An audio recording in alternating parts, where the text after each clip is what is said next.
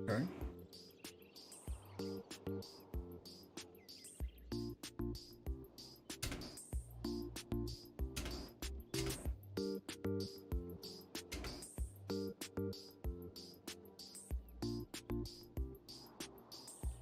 I can go with you. Uh-huh.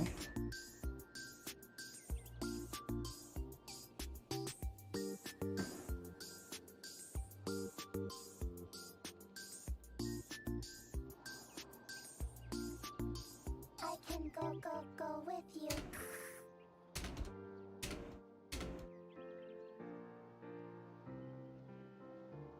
Okay. Where's the chat at? That up?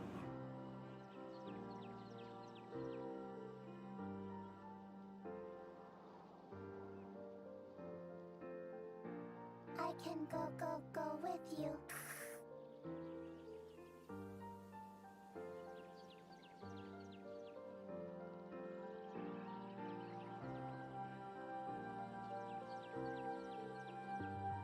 Hmm.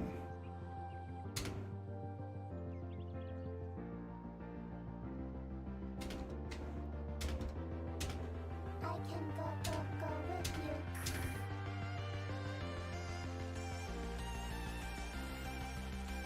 Why is it getting so loud?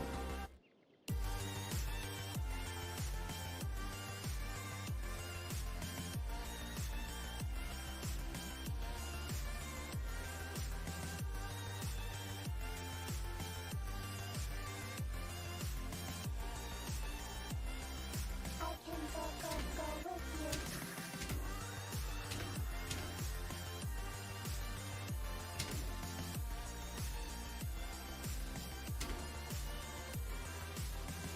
Hold on.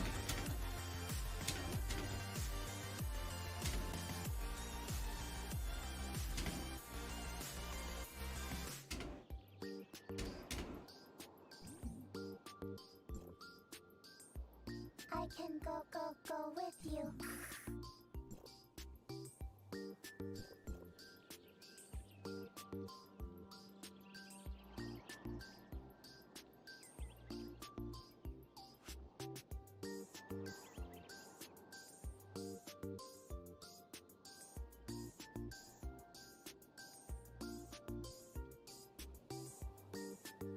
I can go with you.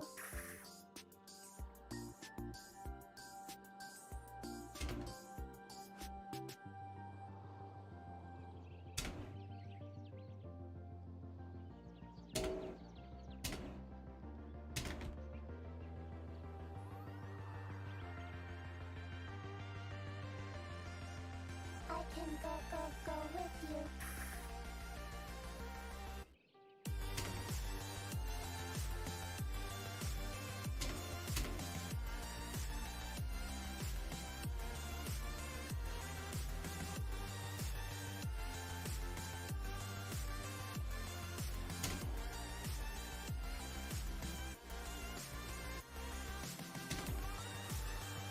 I can go with you.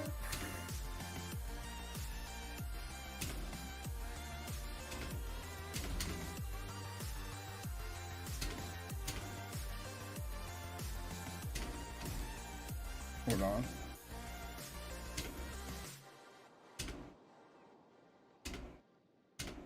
I can go with you. What? Oh, okay. There we go. There we go. There we go. We're here, right? Working?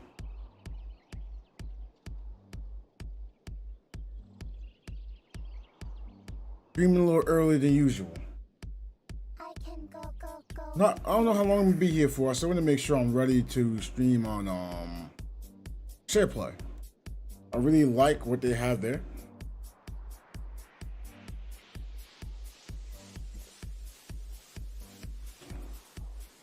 Like, I don't know if I'll stream there long term, but they have offered me a chance to stream there. So like, why not, right? Why not see what they have to offer in the alpha stages? Like, I think people are starting to open their eyes when they realize, oh, Twitch keeps taking, Twitch keeps taking. Now it's like people are willing to go to different spots. But I'm not saying stay in one spot only, you know? Oh, hold on, I'm not even on the game right now. I'm over here talking, but we're not on the game.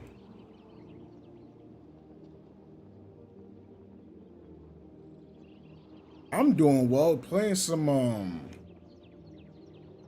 Tower of Fantasy. I'm looking for the guy on the island. Oh, found him. Let me ask you something, Oof, right? As a viewer, how do you feel about lurkers? Right? Now, I'm not saying lurkers are bad. I'm not saying lurkers are good. But is it clear to say there's different types of lurkers? And some are there for the streamer, and some are there hoping that you'll lurk them or you'll join their stream. How would you feel about someone just coming in lurking and they never say anything? Which again, I like against not saying anything. But if you're lurking and then the only time you join someone's stream and you spoke and you was like, hey, how come you don't lurk my streams? You'd be like, wait, how do you know if I lurk your stream or not? You don't know that. And I was like, yo, that's kind of rough, kind of weird, kind of awkward. And it made me start wondering, do I really want to put like lurk in someone's chat? Like, I'd rather just lurk, give them the view and not really say anything. Now, if I'm there and I'm talking and I go away for a while, I'll push, lurk because I was talking there. But if I never spoke, I don't even type it. All right, so we got the guy here.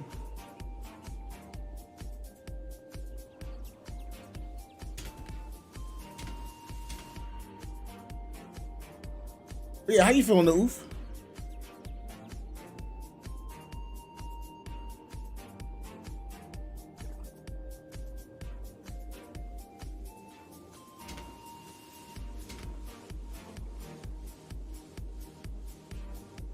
I can go with you.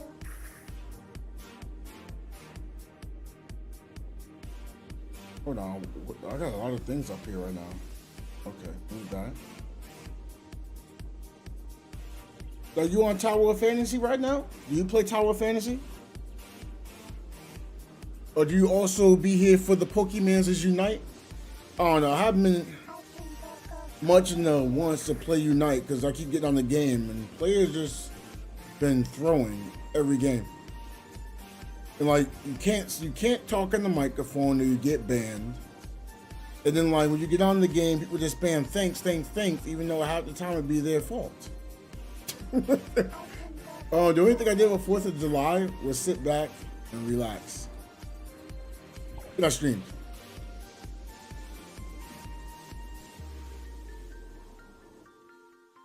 But I get to do something for the 5th of July. So I got offered to stream another location. We're gonna be streaming there from 8 to 9:30. Okay. Don't have Tower of Fantasy, but I'm kind of interested and just want to say hi. I will tell you this, right? If you have the interest, I would download this right away. It's free. If you have the interest of playing it, you won't have to worry about waiting on downloading. If you don't want to play it, or you can just delete it. Again, I'm not trying to force you onto the game. I have a lot of fun. I know you'll probably hear people complain a lot, but half the time these people complain they don't know what they're talking about, right? For example, I hear, oh, they don't reward you. There's no rewards in the game, right? Now, I haven't summoned a lot. But when I did, I got good. What's going on, Dizzy? Like, I've only summoned for 2 characters. There's only 2 characters I won at the time. Because later on, the old characters get placed in the, quote, standard banner. I think that's how they call it in Genshin. I call it choice pool. And Ufu stepped onto the tactical transit. Like I have 124 summons. I'm not using them. I'm waiting for the characters in 2.0 to be released for the choice weapons and choice matrices, aka choice pool. And I'll summon to try to get them. Now, let's say you don't get character. You don't get a character. It happens, right? Go to the store and you can purchase. Now, if you don't have the weapon, then you can't purchase it. for the choice pool, the standard characters, right?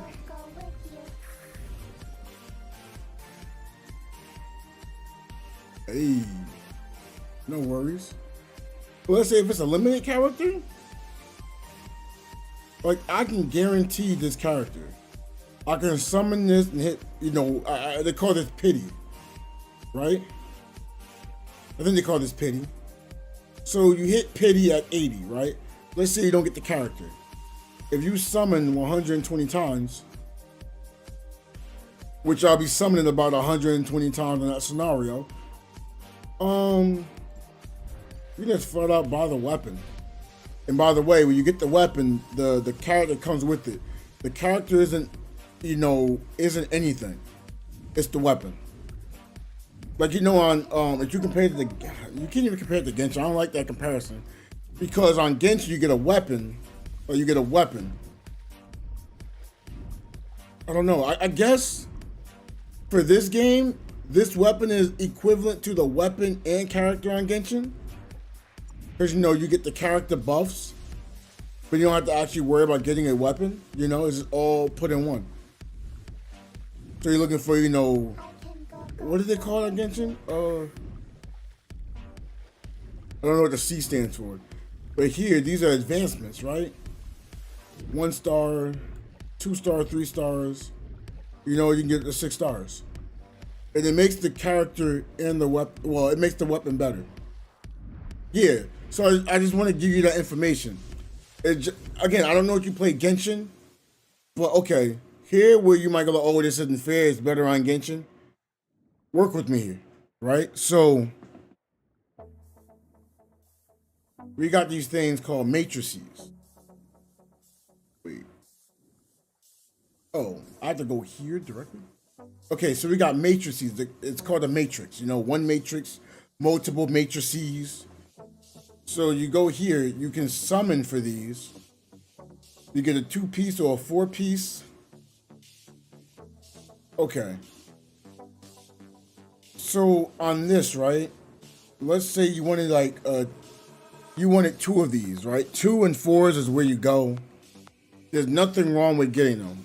I honestly believe if you're playing this game, if you're ever trying to get a character, I never say summon a bunch of times. Like, say you want to play, like, in fact, let me ask you, what's your favorite role to be playing in, like, a game? You want to be a tank, you want to be a healer, or you want to do damage, or you want to be the mixture of them all? It's curiosity. Because it does kind of, it's like kind of the same, but it's different at the same time of how you summon for these characters. Because most get upset, I don't get anything I want. I don't get anything I want, and they quit the game. But like, look, I'm not free to play, right? I'll just tell you that. I'm not a whale. I'm an extremely low spender. I only buy passes if I choose to buy the pass. Keyword if, right? So I'll probably spend like $5 or $15. All right, make sure it's tank and damage. All right, so you would want to be like a maybe balance. You won't be able to be a tank as hold aggro, so you won't be able to get all of that. As far as damage, you won't do as high of damage, but you'll be able to heal. Even if you don't want to do it, it's going to have to be built in, unless you choose to be an attacker and try to get a bunch of defensive stats, or you choose to be a tank and get offensive stats, but it's not really as viable, in my opinion, because it goes by what weapons you have. So I'm a fortitude player, right? So this is an attack character, right? You see, by the paintbrush, you see flame, and you see like a little arrow. That's attack. I don't summon on these weapons because I have to worry about, am I getting them? Is it right for me? There's gonna be another fortitude weapon out. So instead I save, because I don't want to get characters that have like 0 star, maybe a 1 star, right? Knowing I can just save up and get a 3-star character and it'll be stronger for me. You get a bunch of weapons and space them out, but you can only use 3 at a time, right? So if you summoned for like 6 weapons, 7, 8 weapons, well, it don't matter. You can't use them all at the same time, right? But let me try to go into details too, right? This is like you said, mixture of tank and damage. You'd be having to play balance. You'll get final damage and damage reduction by 5, and you have a healing effect boost by 20. You need to get a tank weapon, damage weapon, and a healing weapon. That's how it works. When you be a tank, you need to get 2 tank weapons. When you be do damage, be DPS, you need 2 attack weapons. You're probably not looking to be Benediction. I just want to put out there, Benediction can do damage. Most don't choose Benediction because they don't think they can do damage. But in reality, you can get a form of damage output if you focus into it through other means. Right? So this is me playing Fortitude, right? Because this is this umbrella is a tank weapon. These swords are a tank weapon. So you just can't flat out choose the role. That's where the gotcha kind of kicks in. And it doesn't matter what weapon you have here. I chose the bow, so I can hit people from afar if they're running away from me. Gotta be able to always land hits. So from here, let's say, you see it say Fortitude. Ooh, what was that? I never heard that before. Hold on, I don't know what that was. I just heard cling. I like that.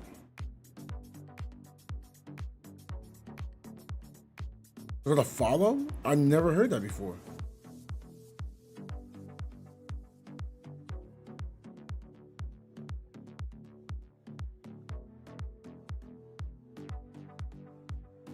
Oh, dang it, I just realized this didn't work the way I wanted it to work. Hold on, give me 1 second. So I can...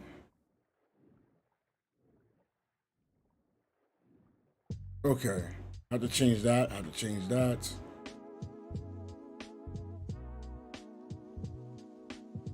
Okay. I gotta put Tower of Fantasy.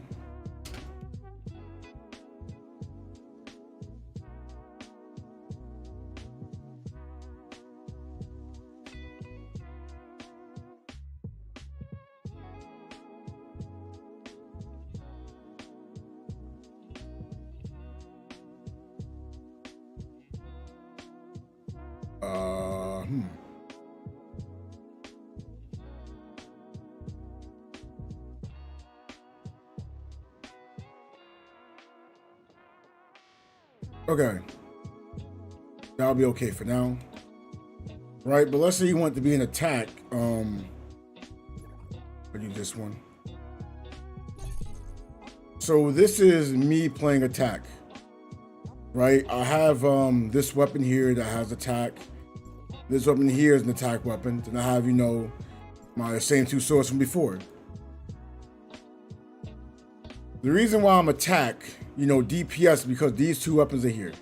If I wanted, well, actually, I would be a mixture. The reason why I'd be a mixture is because of how I place my stats. Hold on. I'll actually make it look make more sense.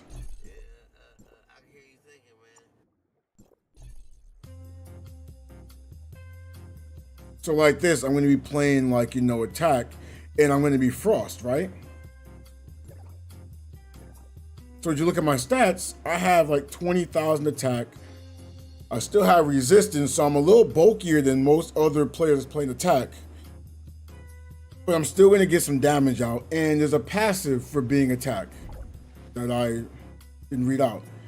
I got 2 damage weapons, so my final damage increased by 10%. When I join a group, it's going to be increased by 40%, right?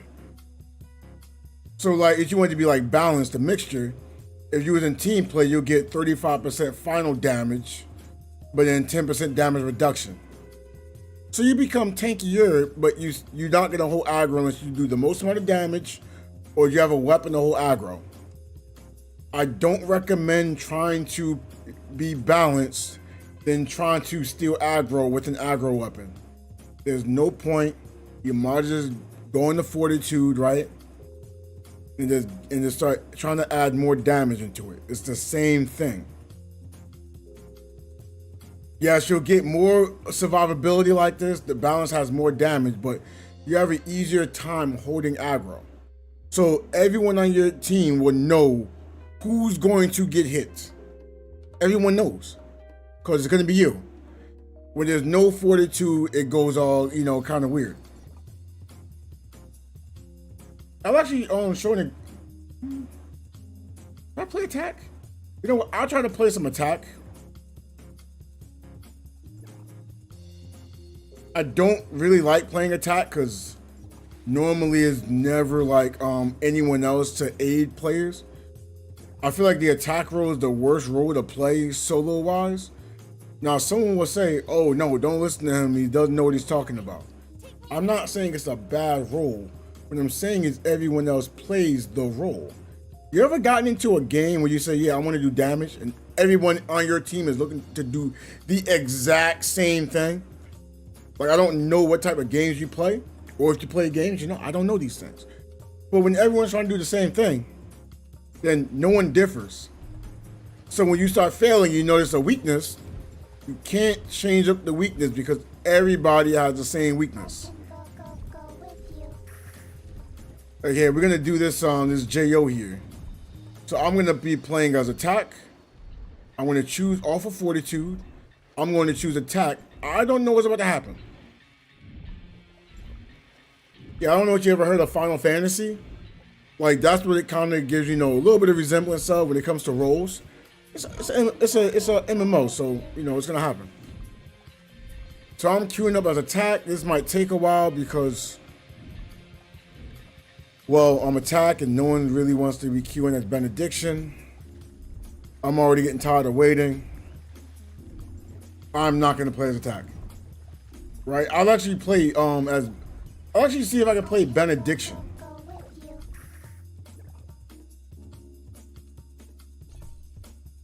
Okay, so we're gonna play benediction. We're looking more to heal / support our allies.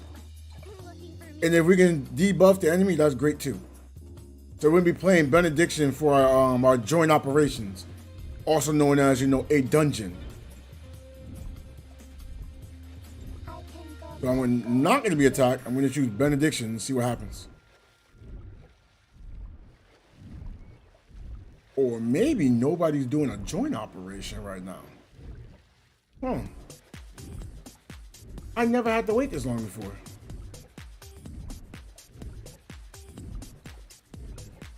I'm actually going to go back to fortitude because it's weird. I'm not getting a queue at all.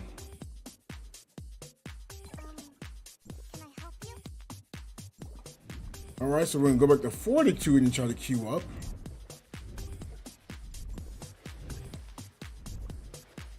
Okay, so we go to fortitude. And still nothing. I'm gonna be as attack and just with his weights. However long it takes. Normally it doesn't take this long. Normally get on, I queue up, and boom, I'm in.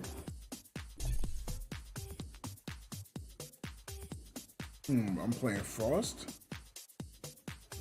You know what? I want to play as a flame attacker. I prefer my flame. Oh wait, so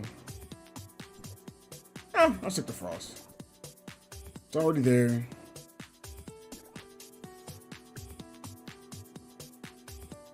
I'm choosing different traits because each character has a different trait. I don't want to go heavily into a breakdown for everything right now. Now I could easily just ask my crewmates and they would do this with me, but I want to show it from a random perspective. You see how I chose attack and everyone else's attack? Now again, this can still get done. Still get done. But now everyone has to be a little more reliant on themselves.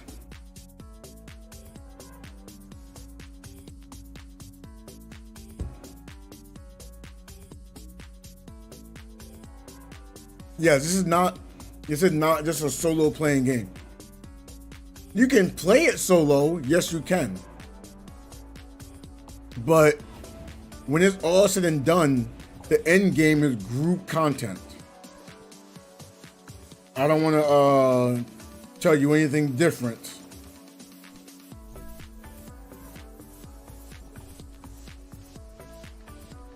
So like I said, I'm playing attack right now.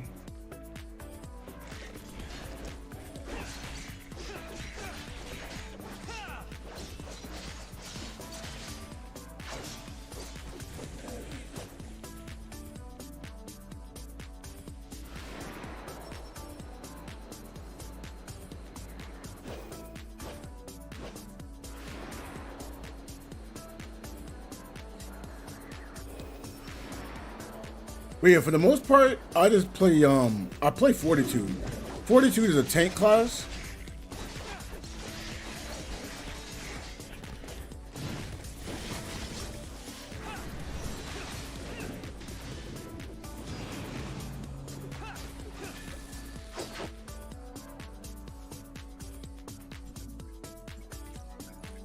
Did a little healing on them, but I don't have high healing, you know?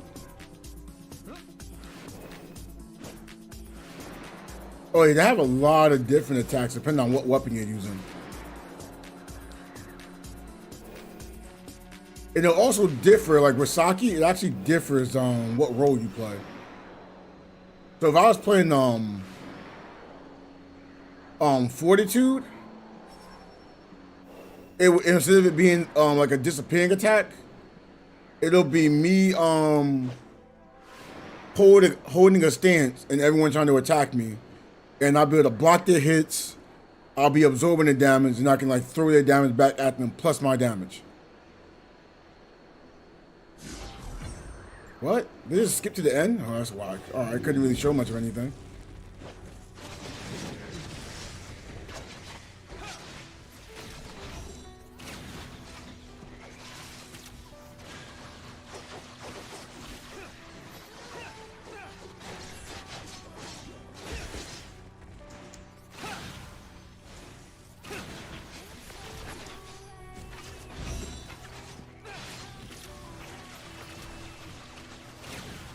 But like this should be on console soon. Well, I don't have to defeat them. They kind of already got everything done. You fight the last boss and you defeat the last boss. But the problem was they skipped to the end.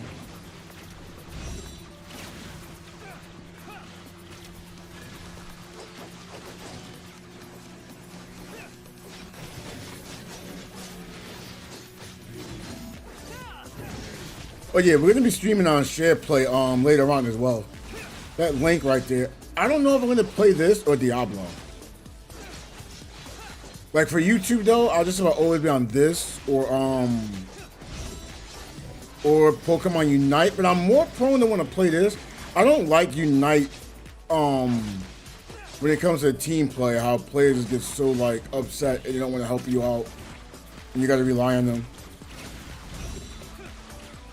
Yes. When I say console, I just mean like PS4. PS4 and PS5. I don't see this ever being on a Nintendo device. I don't know why this is not on Xbox. I really feel like somehow Sony just made it an exclusive, so they had to put it on PlayStation.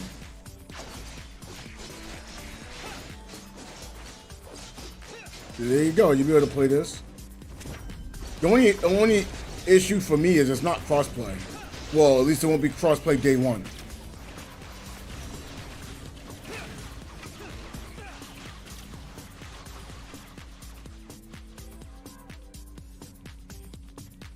Are these enemies here too or something? Yeah, okay. Yeah, so like, if I wanted to play, I'd have to get on a PS4 to play with people on PS4. And the problem with that is, PS4 is going to be starting back at like 1.0. I don't want to summon all over again. I'm going to just hope, you know, that they bring crossplay. I'm just gonna gamble on that. Let me just drop down here. I'm here.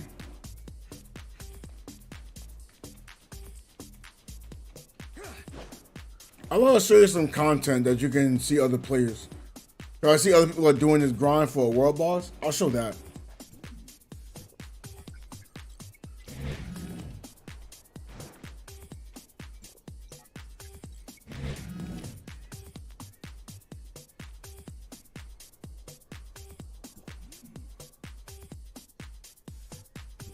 Yeah. Yeah, I still remember Dizzy. I wrote some down too, but I don't know where things are at right now because no.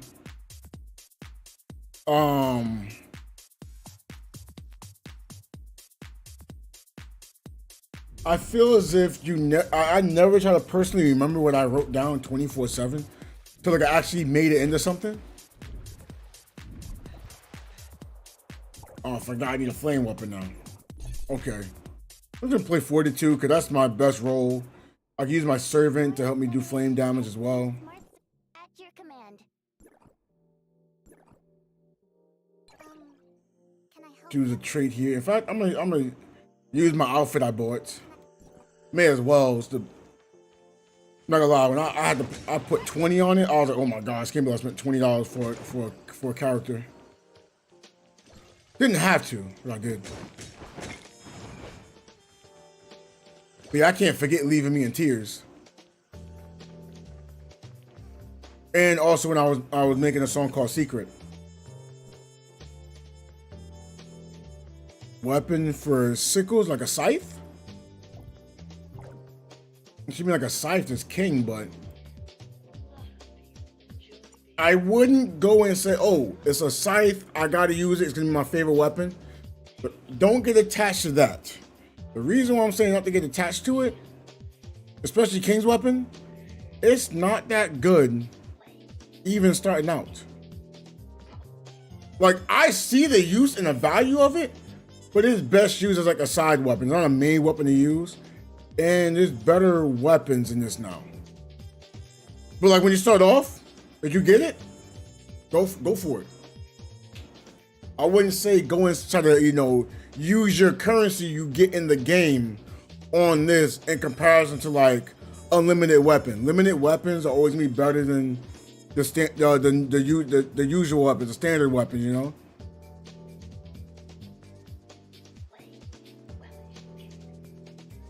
Like that's why I'm using like Lon's weapon, Saki's weapon. They were limited weapons. Soon, well maybe not soon, maybe like a couple months from now, like maybe 6 months, this weapon will be kind of the normal, but it'll be a higher quality normal weapon. So that's great. This weapon, this cube is cool. I like it. I'd rather use my shotgun, but I have to keep players alive. The internet is very wild. Like I love using the shotgun. What? That don't make any sense. A man married an alligator? Sorry, I'm not trying to stir up trouble. Never heard that before.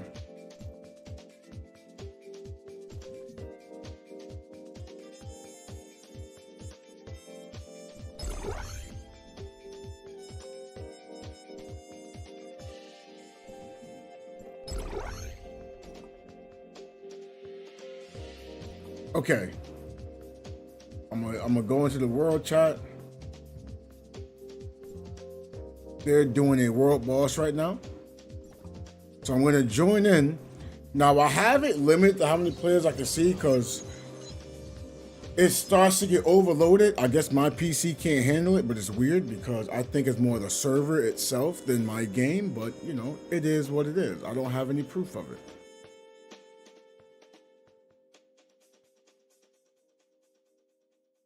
I'm gonna try to set it so I can see 10 players and see what happens. Maybe I need a better. I may need a better GPU to play this game at times. I'll get a new GPU at some point. I'll probably look to get like a from these games I'm playing. Maybe the 60 series is not enough for the games I'm playing. I may have to look into like 70s and 80s. So maybe I'll look to get like a 3080 series. I was gonna say 4060, but I don't know if the 60s have been enough for me. Okay. Oh, hold on. Hello, honey bunny. Let me see these options. I'm going to place number 1. I'm gonna actually put the 10. See if I can see 10 different people. Don't marry the anime girl. Yes, that too.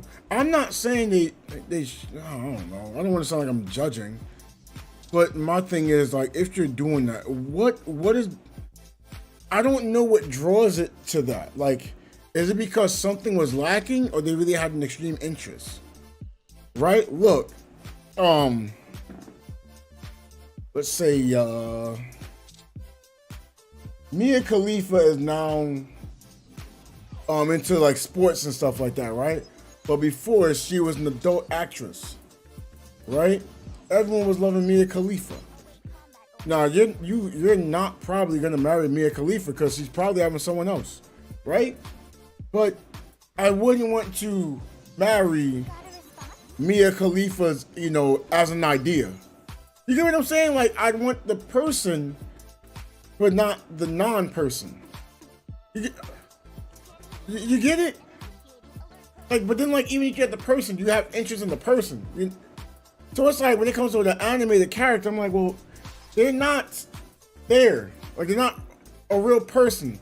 It's just the idea. That's why I use the adult actors. It's an idea. Yes, they're real. You can see them, but they're not actually with you, and you get married to the idea. I don't see the interest. I don't know what it does. Right? Like, if I got married to, well, I guess this cup is in front of me and it's real, so I don't know. But if the cup wasn't, no, I wouldn't want the cup in person, but if the cup was an idea, why would I want to marry a cup? Like, I don't know why. Like, that's kind of what I really want to know. What makes them want to do it? Well, I just realized I traveled over here and there's no chest.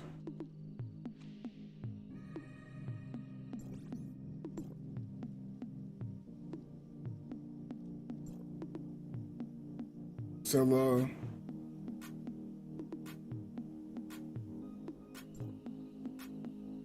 okay, we got this channel 5.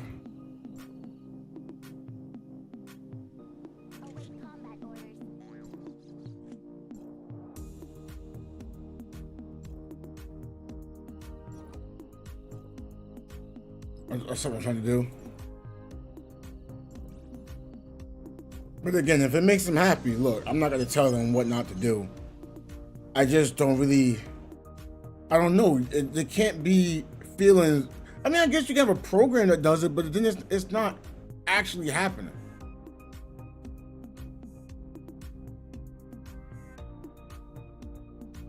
Yeah, the alligator one, I just don't understand it. Like, look, I love cats, but I'm not going to marry a cat. I love dogs. I'm not going to marry a dog. Have them as a pet, give them all the hugs and kisses in the world, take them out for walks. But like, no, you can't. You cannot reproduce with a human, an alligator, or a cat, or a dog. At least I don't believe so. Definitely, I know it can't be alligator because alligators are cold-blooded. Cold-blooded and warm-blooded don't go together. But they don't have the same system either, so that shouldn't work. I don't know. But then I guess you don't want, if you don't want to do that, it's like, what's different from marrying the alligator and just having the alligator as a pet? You get what I'm saying? Like, I don't get it. But it's like, what if the alligator gonna die? Can they write me in their will? I don't know. Like, I'm really thinking about that. I don't get the picture.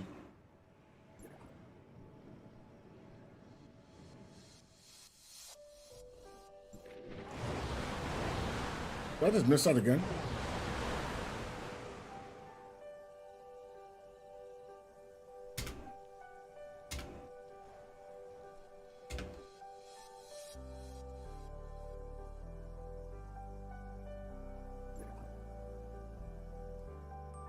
Anyone up for VA3? I'll try to join them for VA. Maybe I can do that. Try to show you some co-op content.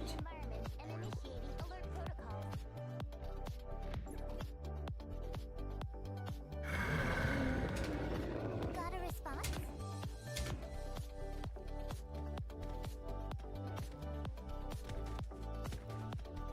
Okay, so this is like a lot of people. They're gonna fight this boss.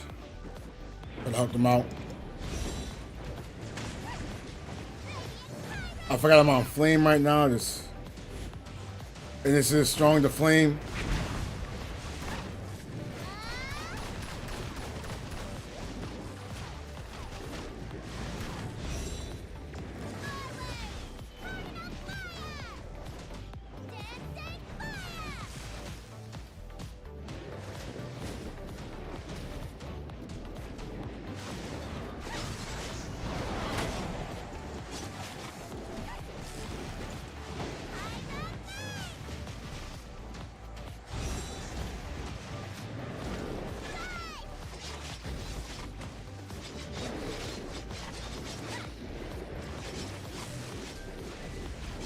And we got 4, but no Benny. No Benny.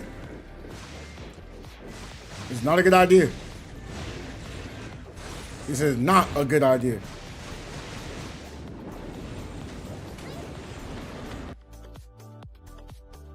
Especially that I'm about to be like switching, you know, my stuff around. Hopefully everyone's enjoying themselves. We're not gonna be streaming too long here, because again, we're gonna be streaming on share play.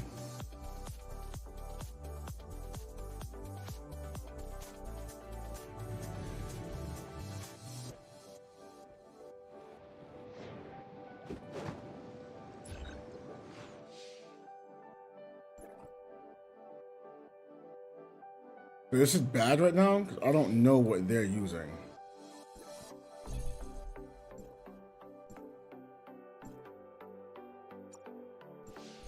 At this.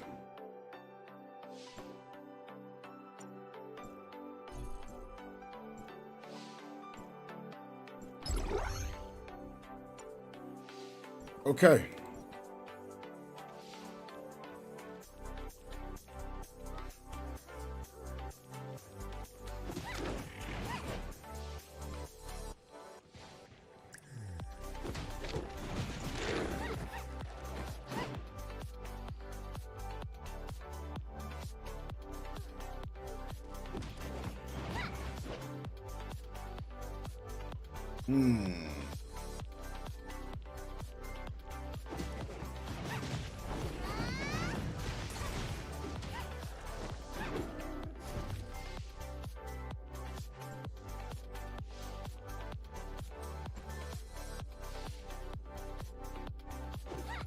Some Walmart employee is chasing after a thief? Oh, why are you doing that? I would not be chasing no thief. If there's a thief, I just let them go. Don't know what they have. I'm not chasing them. Not chasing the thief. They pull out a gun, you know, boom, it's over.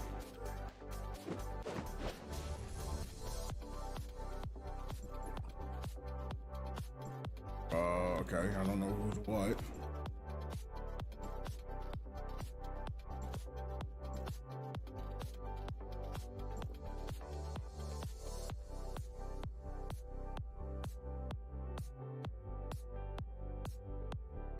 We talked about this yesterday. I was going to be streaming early, and then later on we're going to be streaming on SharePlay. Wait, what's going on, Antonio? You should not be surprised on this. I've been talking about this for like the past week.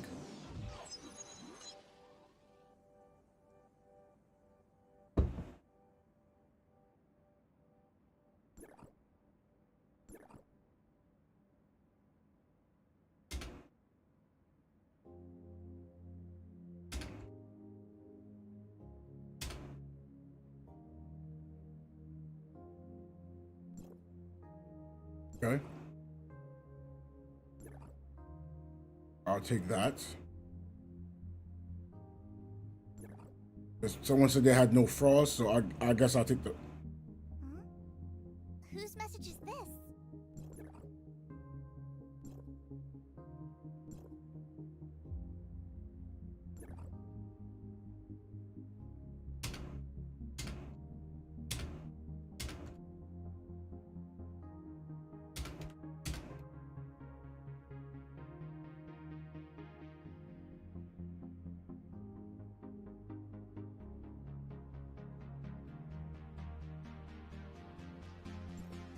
Someone better not be giving me poets. Okay. Got a response? You already have 3 of those. I'm letting you go on that. I'm not gonna take those. What? No one else had frost? Give me that. Oh my goodness.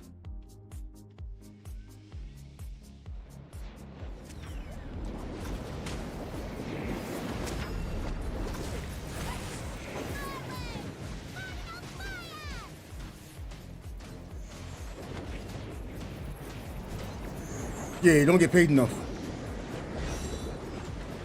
And honestly, at my job, we're actually told, do not chase. We're told that. Like at 7-Eleven, we was told not to chase. When I worked in this shop at the mall, do not chase. Boston Market, I mean, no one's gonna steal food there, but we was told, do not chase. Who's really gonna rob a Boston Market though?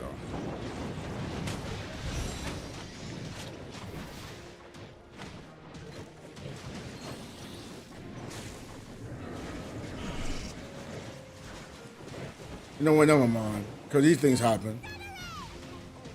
Especially some of the weird videos I be seeing about people at McDonald's. I'll be like, oh, okay. Don't even know why it's even a thing.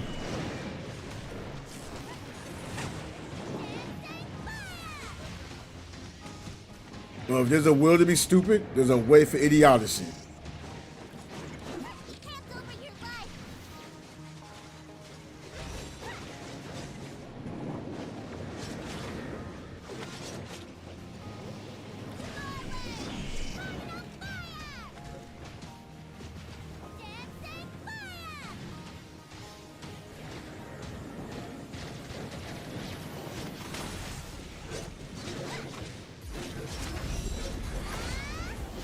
I'm trying to use Saki's skill as much as possible to keep my heal up.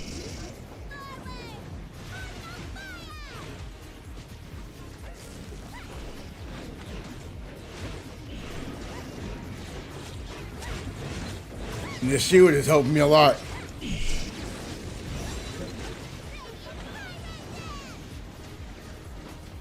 That don't mean I don't need a benediction now. You don't hear me saying that. I don't want to say, oh look, see, you did it without the benediction, you didn't need it. Oh.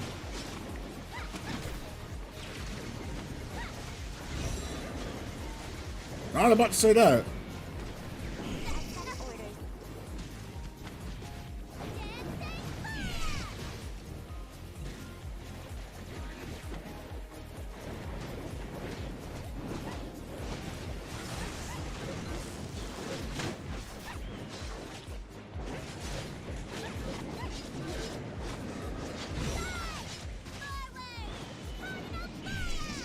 But man, I've been holding this aggro the whole time.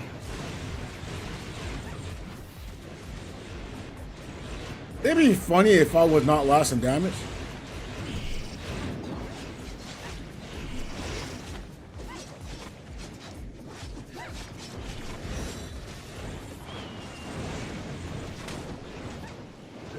We're definitely getting this done though.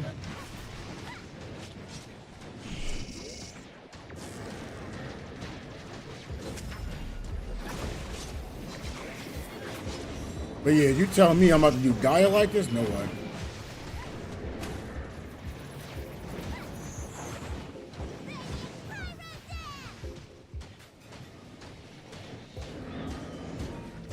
That shadow I have is crazy like this though.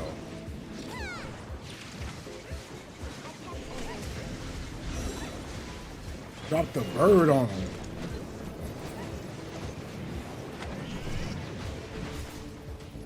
They ain't want to give me no bonuses for the flame or the frost either. They better be putting out more damage. And if I out damage anyone, they need to reconsider. You might say, oh, but they didn't have the buffs either. They get 40% damage bonus, and then the buffs they're looking for is attack. I don't look for any attack buffs.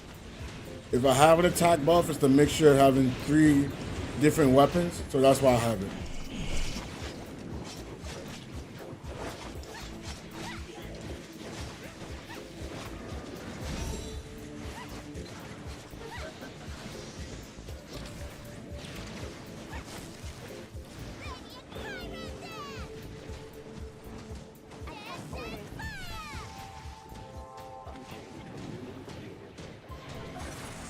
Look at this damage. Oh, this glorious damage.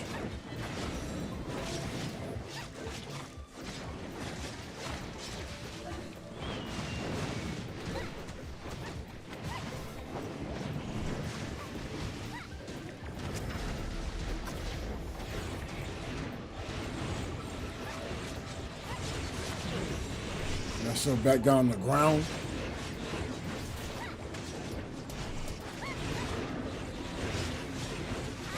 Yeah, we whittled down to this health bar. Holding aggro as best I can. I'm giving them damage, to be honest, too. Like, I'm actually a damage buffer, so they better be out damaging me. Oh, you want to try to back away from me? I'll take out the route. What's up? Mm-hmm. No one has a finisher? You gotta be kidding me. You're not gonna invest in that too?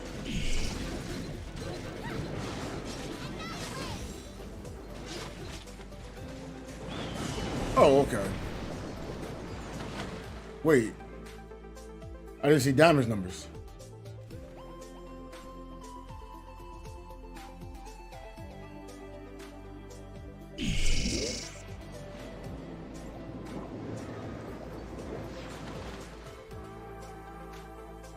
The heck?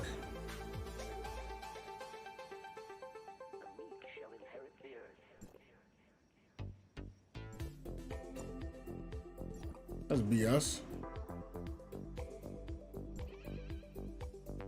I want to see how much damage I did.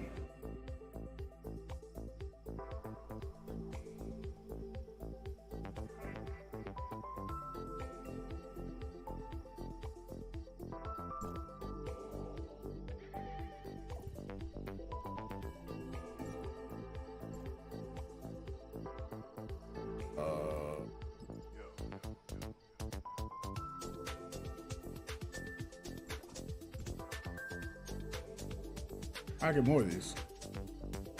In a Switch too? Not really. If it's just based on the original Switch, I'll just stick with the original Switch. Okay, I get increased crit. Your HP. Okay, damage. Atomic boost.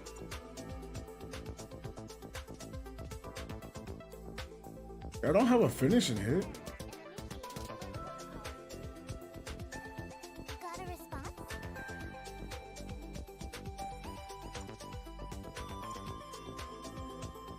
Yeah, a thief could take your life, so I'm like, I'm not chasing.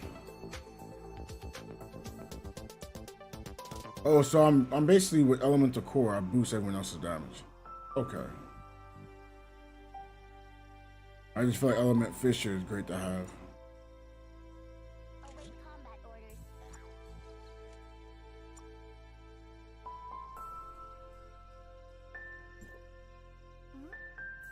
Whose message is this?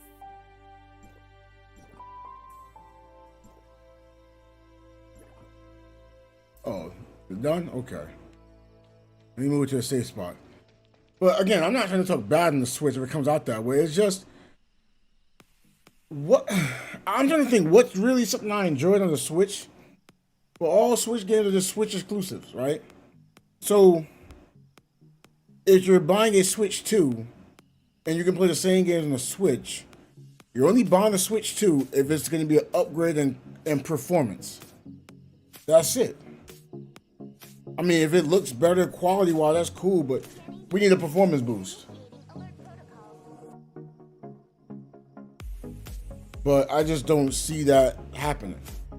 Now, would I be more interested in a new Nintendo product in comparison to a PlayStation or Xbox product? Yes.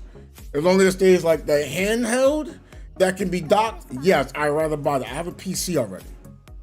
And paying for online is only $20 for a year in comparison to the other consoles being $60.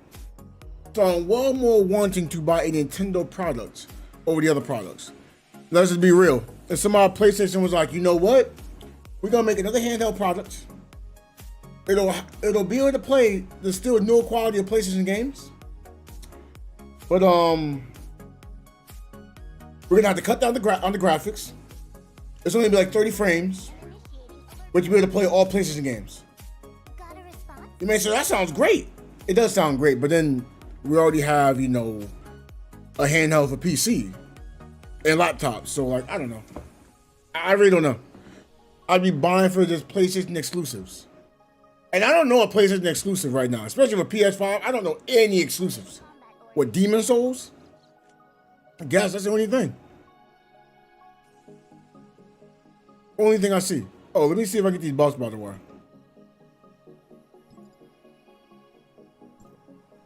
By the way, that's not me hating on consoles. I'm openly stating I don't really play exclusives. I feel like if you don't play exclusives, Final Fantasy 16 doesn't really hold my interest knowing it's going to be on PC next year. Think about it, Antonio. I'm going to pay $500 for a PS5 that I can't play handheld.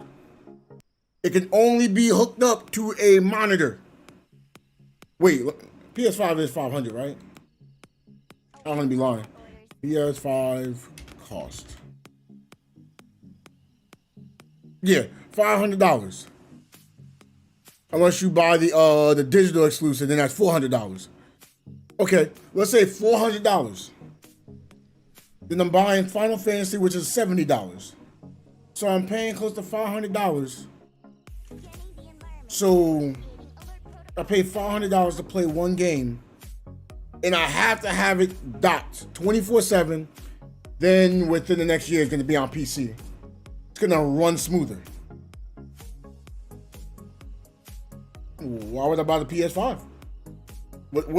Well, exclusives don't really mean much. What's my favorite type of game? I honestly don't know. I guess I'd say co-op. I like PvP, but players are dumb right now. I don't know what's going on. I'm old, I guess. So when I played, you know, basketball games back in the year, back in my day, you know, 2009, 2010, 2011, 2012, 2013, 14. Maybe exclude the 14. You can go with random players, and it wasn't like it was gonna be a bad experience. You could have a good experience with random players. And most of the time when I played those sports games, we always use microphones. I don't even know how, because a PS3 didn't come with a mic. PS3 didn't come with a mic. And those headsets probably was like close to $60. I would say probably, you'd say rough estimation, $30 for a headset. Nowadays, you buy a console, you just plug in some earbuds and voila. You have a microphone within the controller, which is crazy. Yeah, I thought about buying Mortal Kombat 11 because it's $5. But then, like, Anna then was talking about Street Fighter 6, sorry. And he was making it sound good. He was making it sound really good. I don't want to spend $60 on Street Fighter 6. Like, if I look into it again and it's everything I've been looking for, I might even make the attempt knowing that it's going to hurt me a little bit while playing. But fun is fun. I have been having fun.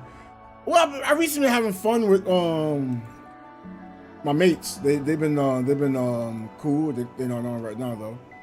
Oh, the mushroom here. Oh. Yeah, you can buy Injustice 2 and Mortal Kombat 11 for like, what, $10? And that Mortal Kombat's coming with all the DLC. So that's a great buy.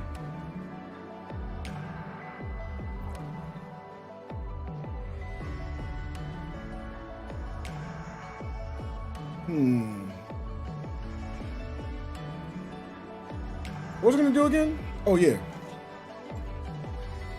New exclusive PS5 Spider-Man games come out in September. It's gonna be exclusive on PS5, and then within a year, it'll be on PC. I've been seeing this happen with like every game. It comes on a console for a year, then it moves to PC. If it comes on Xbox, it's exclusive on Xbox, then it goes to PC. Everything that comes on console has been moving to PC if it's an exclusive. So I don't get why we even call it an exclusive. Unless after the year it's not on Xbox. I mean, I doubt it's on Switch. Like Switch, when you talk about a Switch, you talk about exclusives. Yeah, they're exclusive. Totally get it. They are exclusive. Pokemon exclusive, right? Smash Bros exclusive. Mario Kart exclusive. Zelda exclusive. What else? What else I got over here? Not Monster Hunter. In fact, I mean, Monster Hunter was exclusive for the Switch. Monster Hunter Rise, what happened? It came out on PC. By the way, Monster Hunter Rise is a good game if you like those types of games. So like everything that's been coming out as exclusive, it ends up on the PC.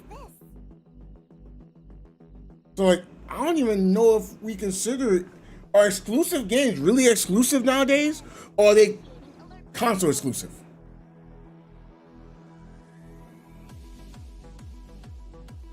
Because that's kind of why I just moved to PC when I realized, hey, every game I play is not a console, it's not an exclusive. Games I play are not exclusives. So I'm like, well, that's why I moved over to it. Plus, I was streaming anyway. I needed a PC for streaming. I needed a better PC for streaming.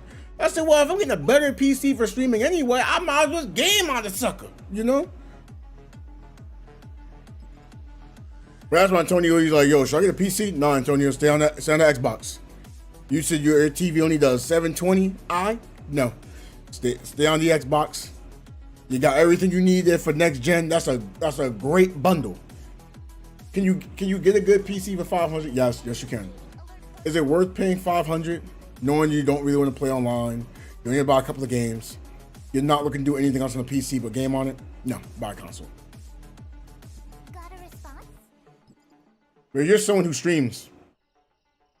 Like if you're making any kind of content, you should have a PC. There's no, if you say, oh, I'm only a streamer only, and I play offline games all the time on the console, so I can just, no, you need a PC. When you want to read chat, look, I get it, you can have it on that little bracket over there. Your viewer don't want that big bracket moving the game out the way to making it smaller. That little black box is ugly. Plus, there's something else. If the game black screens, you can't even play it. Like the stream ends automatically. I was like, oh, that's terrible. Well, you can't do this on the console. You can't do this. You know, you can't do this. You go AFK. You can't have no intermission on. It just stays in that one screen. I'm like, oh. I'm not saying, oh, if you stream on console, you're bad. What I'm stating is, it's better for the viewer. If someone comes in and watch you AFK, they're like, oh, no one's here, no one's talking. Oh man, I don't know what this guy's doing. They'll just leave.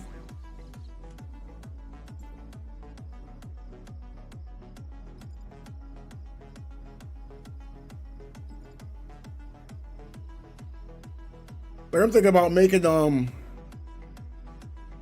what's it called for like saying lab break, drink break, and then like put like an estimation how much time. You know, if I put like lab break and it says like I have like a 5-minute countdown, that's cool. If I say, drink break, and it has like, a 2-minute countdown, that it gives the idea of how long it's gonna be. So people choose they want to wait or not. I think that's a great way to go about things. Let me see what buffs I can get here.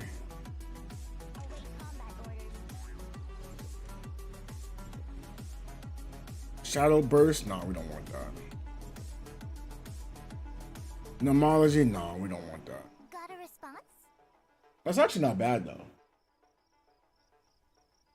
But I don't want it. Yeah, it's only a great idea. Like, have y'all ever went to a stream and noticed someone was AFK? You're like, bro, why are they AFK? Why are they not here?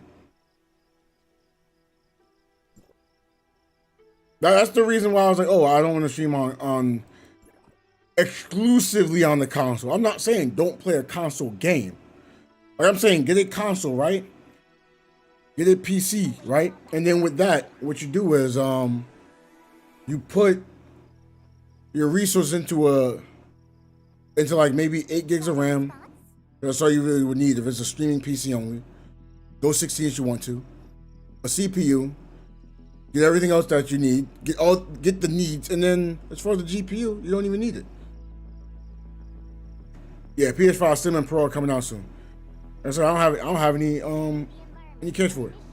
When I first played, also for me, when I first played the game, I just want to see the flashiest moves possible. See the flashiest moves.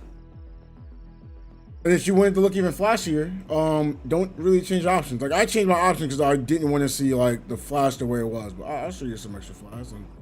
Wait, I'll do it here. All right. Whose message is this?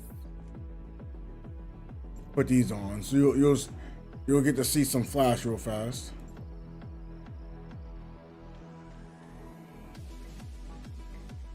Like, I personally don't like it because it's flash, but then it takes away from my gameplay.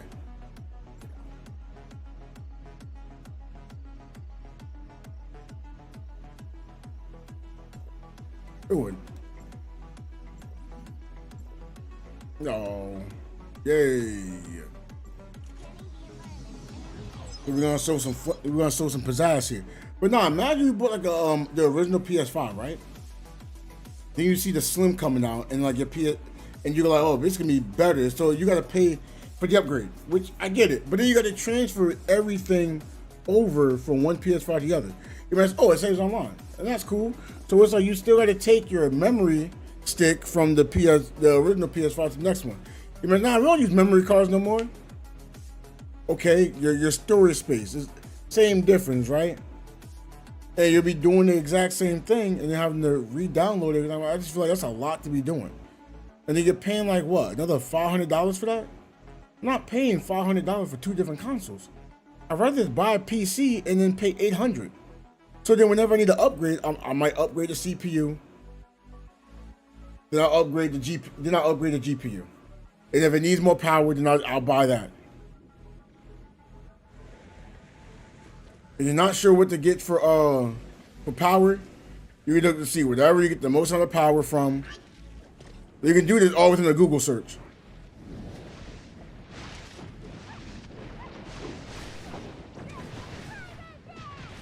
Or what you can do is buy a pre-build. Buy a pre-build PC. And yes, you can get a good pre-build for under $1,000. Then buying 2 consoles. Ooh, I got a Matrix. Let's go.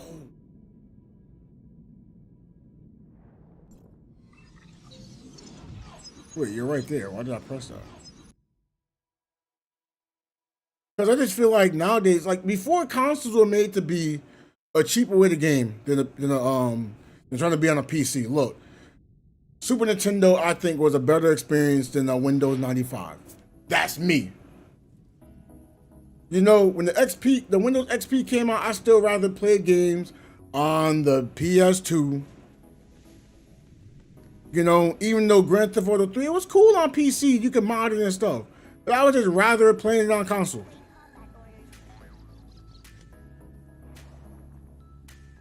But then console kept trying, to catch up. And PCs were never like, cheap in comparison to a console. A PS2 is one of the best investments you could ever have. You got a DVD player, a great gaming experience, tons of great games to choose from, an online experience. Yes, you could play online PS2 games. All that just for a console that was $150? I think a PC was like $400? That's trying to be nice about it. Pretty sure it's more than that. I don't know.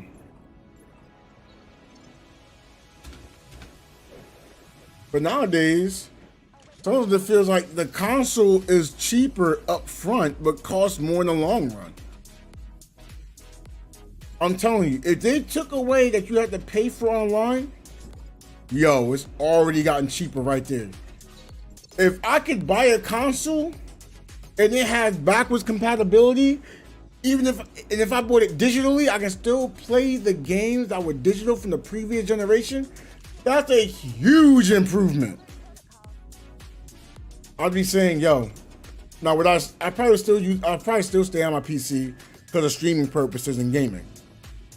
But I would tell everyone, no, console is better. For gaming, console would be better. Even if it's not as graphically good.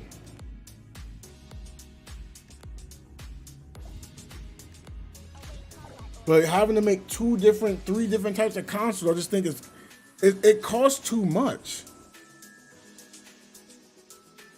I'm clearly talking about cost. I'm not even talking about performance. I'm talking about cost.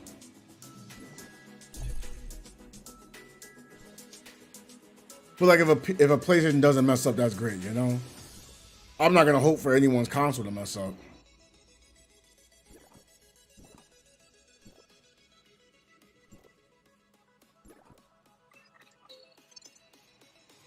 $360 you had to. The original Xbox, you have to pay for it.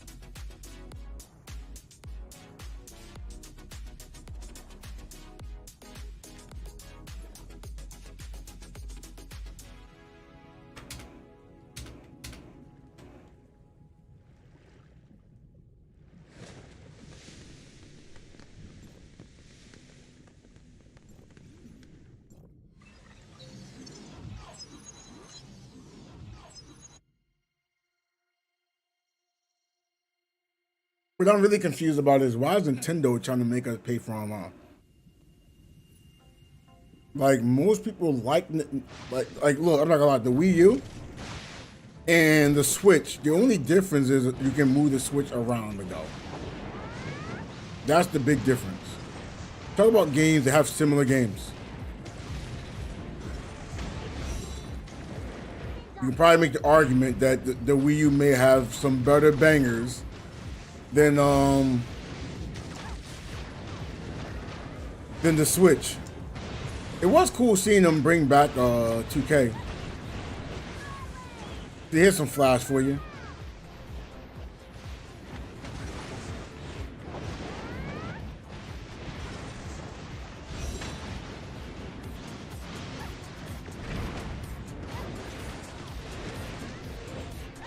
Better look as flashy because I'm underwater.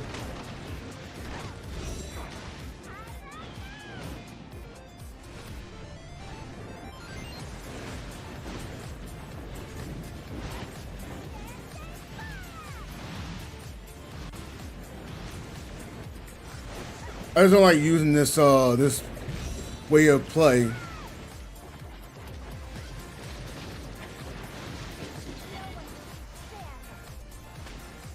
Yeah, I just absorbed all those hits. It's fine.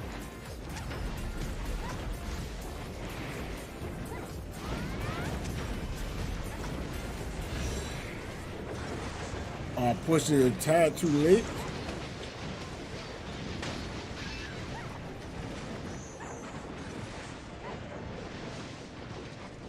Yes, I was using this move the whole time. The only difference, I just changed the how the animation show. That's all I did.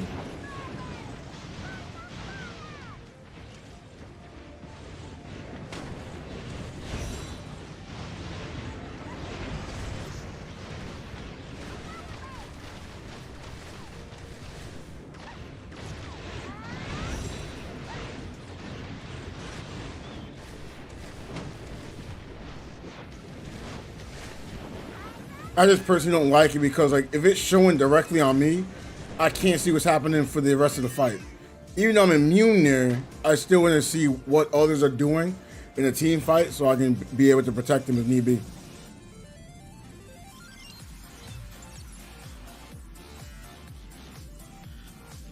A PS6? Well, why? Wait, how? How can a PS6 cost between $500 and $600? Why are we talking about the PS6? Didn't the PS5 just become available to everyone?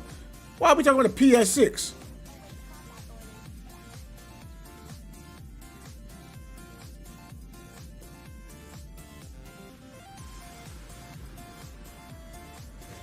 I don't want to hear about the PS6.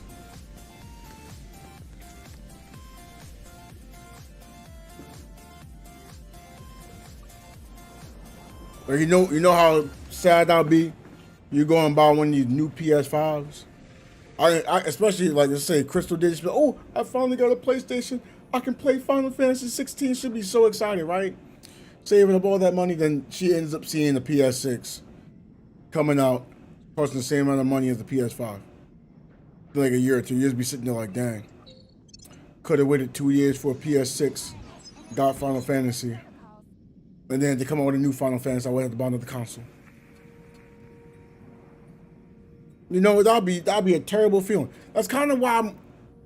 No, Money Money doesn't have a console at all, unless you want to count the phone. If the phone's counted that, then yeah. Look, a PS5 is not cheap. A PS5 costs $500. Now everyone else can just say, yo, let me reach over to this $500 compartment real quick. We ain't got it like that. Like, I know at one point when I wanted to buy the PS 4, I was thinking about trading my PS3. And I didn't, but I was thinking about it. Just like my PS2. In fact, I did trade in my PS2. No. I was going to trade in my PS2 because I didn't have the money for it. Then rest in peace to my grandma. She was like, no, don't trade it in. Don't get rid of it. My grandma gave me $500 and said, go buy that PlayStation. I was like, it's close enough.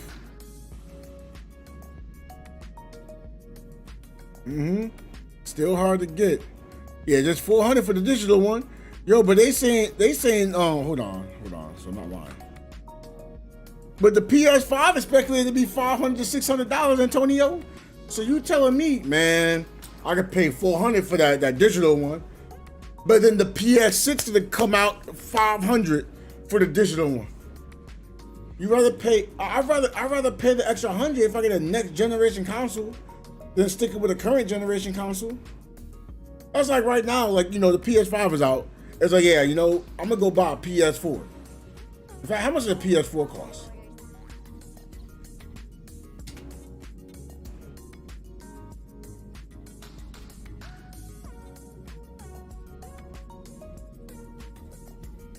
Oh.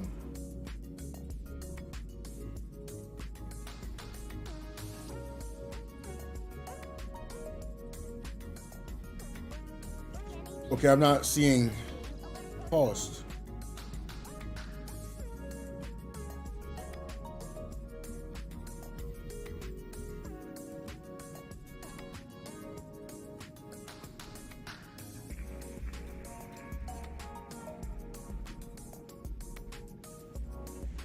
I see a slim PS4. A new slim PS4 is $366. We're rounded down to $350. So a PS4 is $350, and then a PS4 is $400, as you said, right? For the digital. But non-digital is gonna be $500. Then the PS6 is gonna be $500 to $600. I say $600. I don't want to buy no PS5. I don't want to buy no PS4.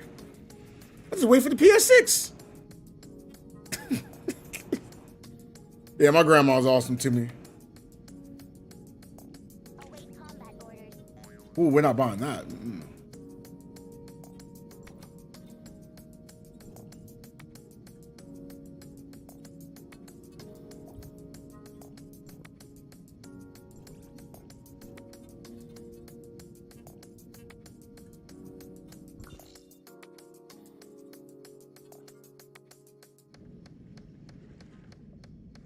All right, we're not gonna stream no later than 6.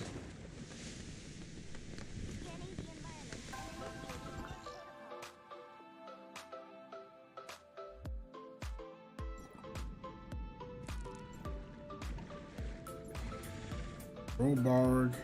Alright, I'm gonna go to the Robarg chest. So I guess no, I'm not. Not there. An addiction man, so I'm not soloing anything.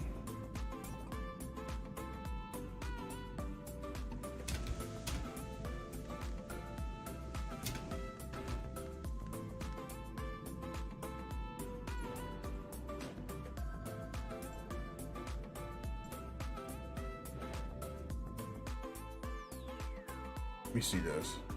Nah, so you say benediction, man, so you can't do it. I say the reason why you're not doing anything because your gear isn't leveled up. You don't have any limited weapons. And they're not really advanced out. Now, I'm not gonna say it's because you're benediction. That's cap.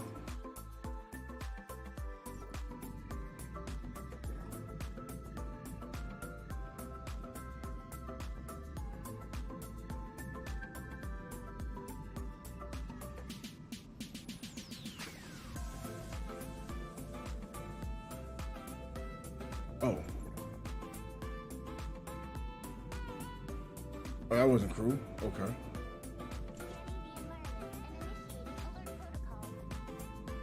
I'm trying to find a world boss that's up here. This new chest. Okay, cool.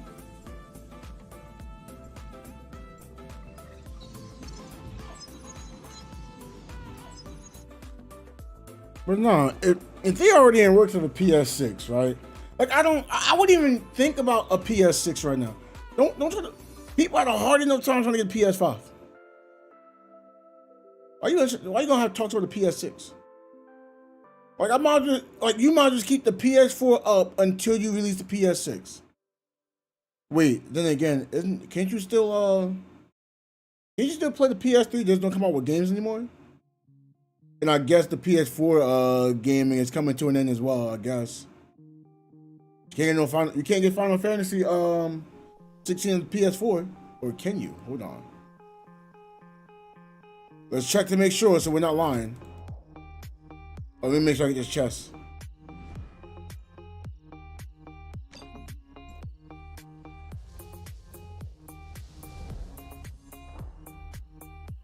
Something that people would fight over.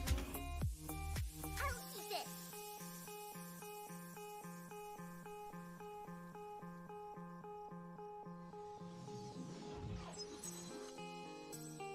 Okay. Yeah, Final Fantasy 16 not gonna become the PS4. It makes sense. Just like Cyberpunk should not have released on PS4. That's not me hating.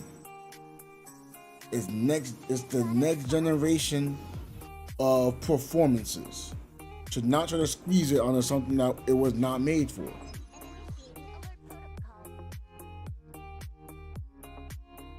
I know someone will say, but they're releasing.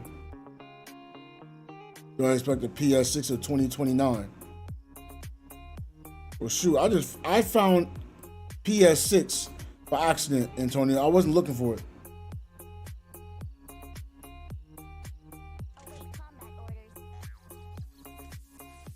No official information. PS6 speculation what it could be. Should have 4K gaming, 16K output, ultra high speed 1 or 2 terabyte SSD storage system. That should have been the PS5. CPU expected to be a custom 16. Ooh, that's good. 16 core AMD Zen for variation frequency. Okay. Okay. 5 gigahertz. That's cool. GPU architect based on AMD. Okay. PS6 also expect to have 32 gigs of GDDR. Oh, that's good. Okay, memory. Okay. Whose message is this? Await combat orders.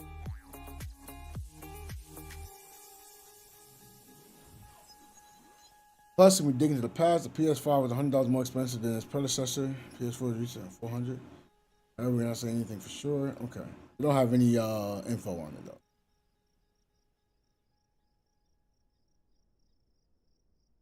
When did the PS5 release? Whose message is this? Scanning the environment and initiating alert protocols.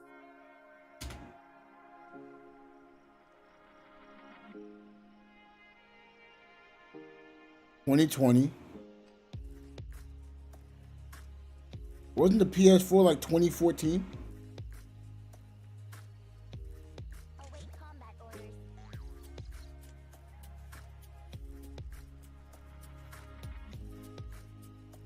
That's a PS4 Pro on this.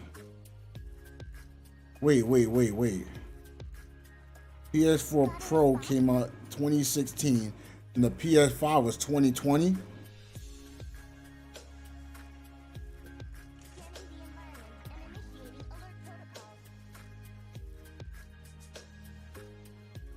It's 2023 and they're trying to release PS5 Pros.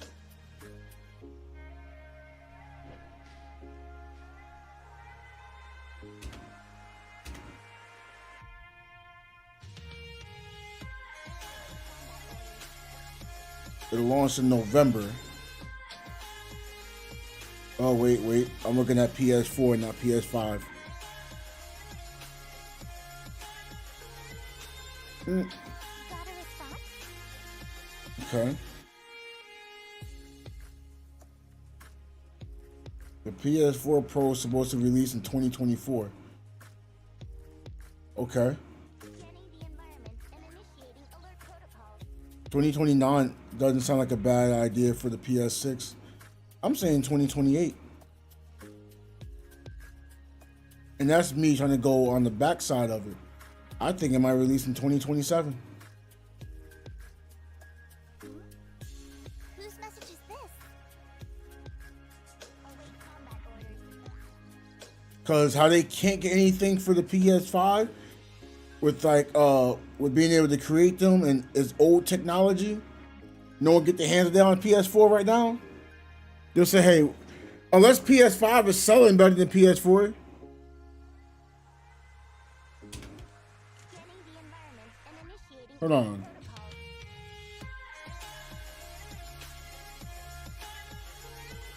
protocols. Okay, outsold the PS4 by 0.085 million units, so that's not even a mil. Whose message is this?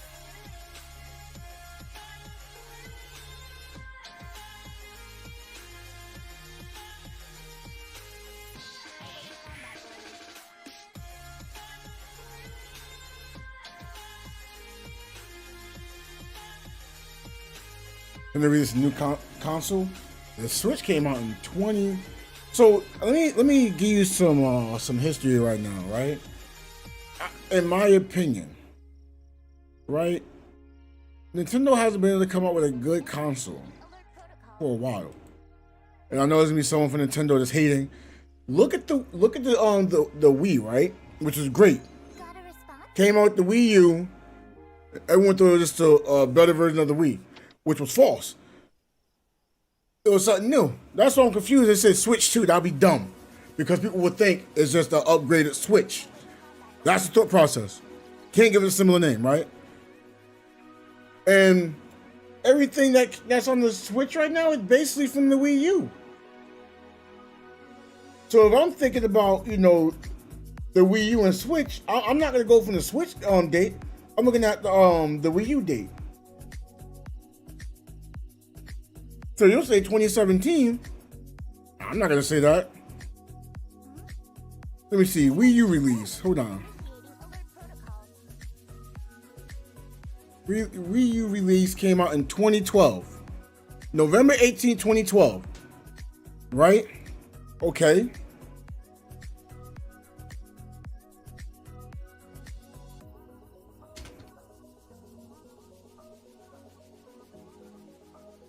So that came out in 2012, the Switch. 2013. Wait, hold on. Let me make sure. Yeah, November 8, 2012 was the Wii U. The Switch came out 5 years later. Well, it's been longer than 5 years. We still on the Switch.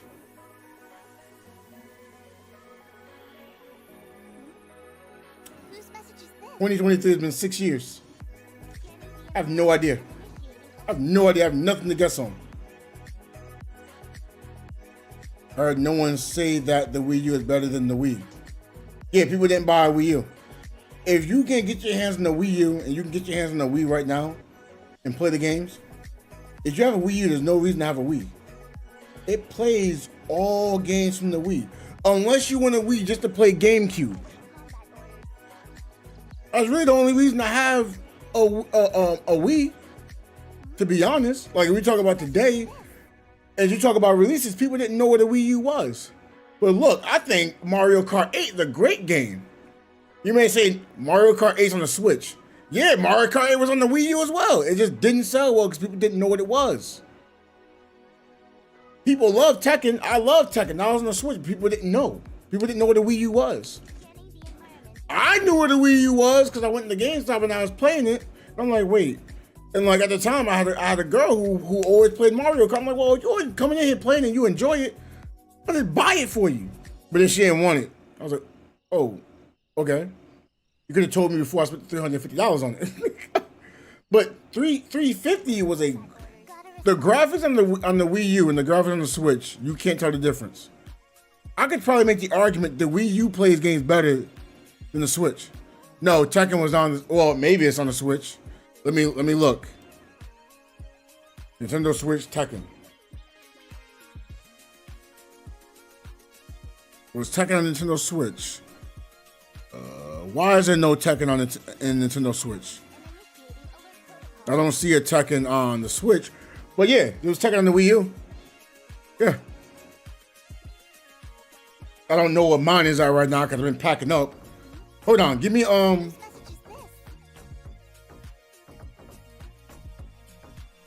Give me a couple minutes. I'll see if I can find my Switch games. See if I can find them.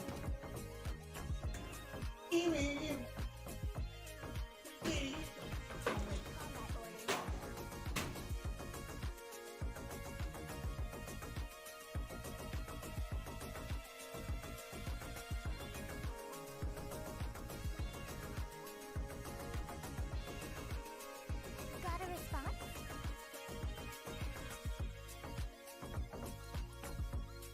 Scanning the environment and initiating alert protocols. Await combat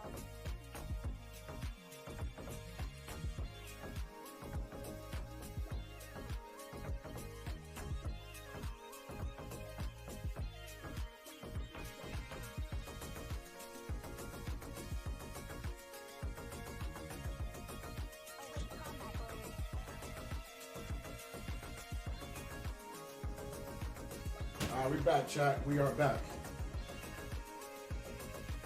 Back like a rugrat. All right. Your headphones on. Because you'll be surprised. You'll be surprised when you look at Wii U games. You'll be like, wait, that was on the Wii U? Wait, that was on the Wii U? Hold on. Let me get a focus on me. Right? Hold on. Look, when you try to tell me, hey man, I don't hear no one talk about the Wii U. These people don't know what a Wii U is. This is Tekken right here. Alright? Hold on, can I dim this light a little bit? Let me see if I can dim this light. Alright, so this is Tekken. I like Tekken. Okay? What else we got here? When you hear people talk about Hyrule Warriors for the Switch, they had it on the Wii U. Then they re-released on the Switch. I'm like, okay, I don't get that. Like my miss was like, ooh, I like the Switch because of Mario Tennis. I'm like, but they had the Mario Tennis on the Wii U. Ain't that crazy? I'm looking at the exact same games on the Wii U. Then they just re-released them on the Switch. Right? Oh man, I love Mario Kart 8. It's the best Mario Kart. So I was like, you played on the Wii U? It wasn't on the Wii U. Huh? What are you talking about? It's on the Wii U. How do I know? I have the game. I own the game for Mario Kart 8. So like I'm so confused. We already know about Smash Bros. So, and I had Donkey Kong. I probably got more Switch games around, but that's why when I be hearing like, oh, here we go. Here's another one right here. Here, when you said, oh man, Pokken was cool, they had Pokken on the Wii U.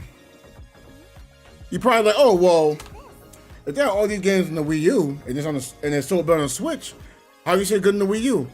Nobody knew what a Wii U was. That's the problem. Nobody knew what a Wii U was. I know I got a game around here.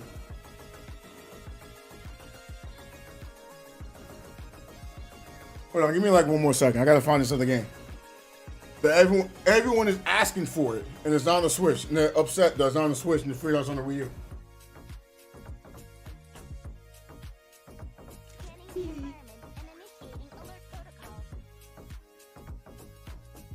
Got a response?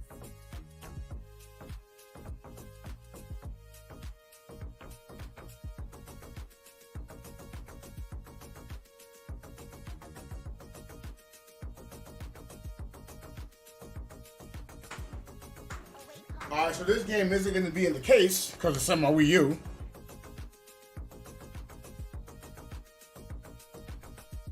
Just realized that. Alright, look. Xenoblade Chronicles is one of the best games I've ever played.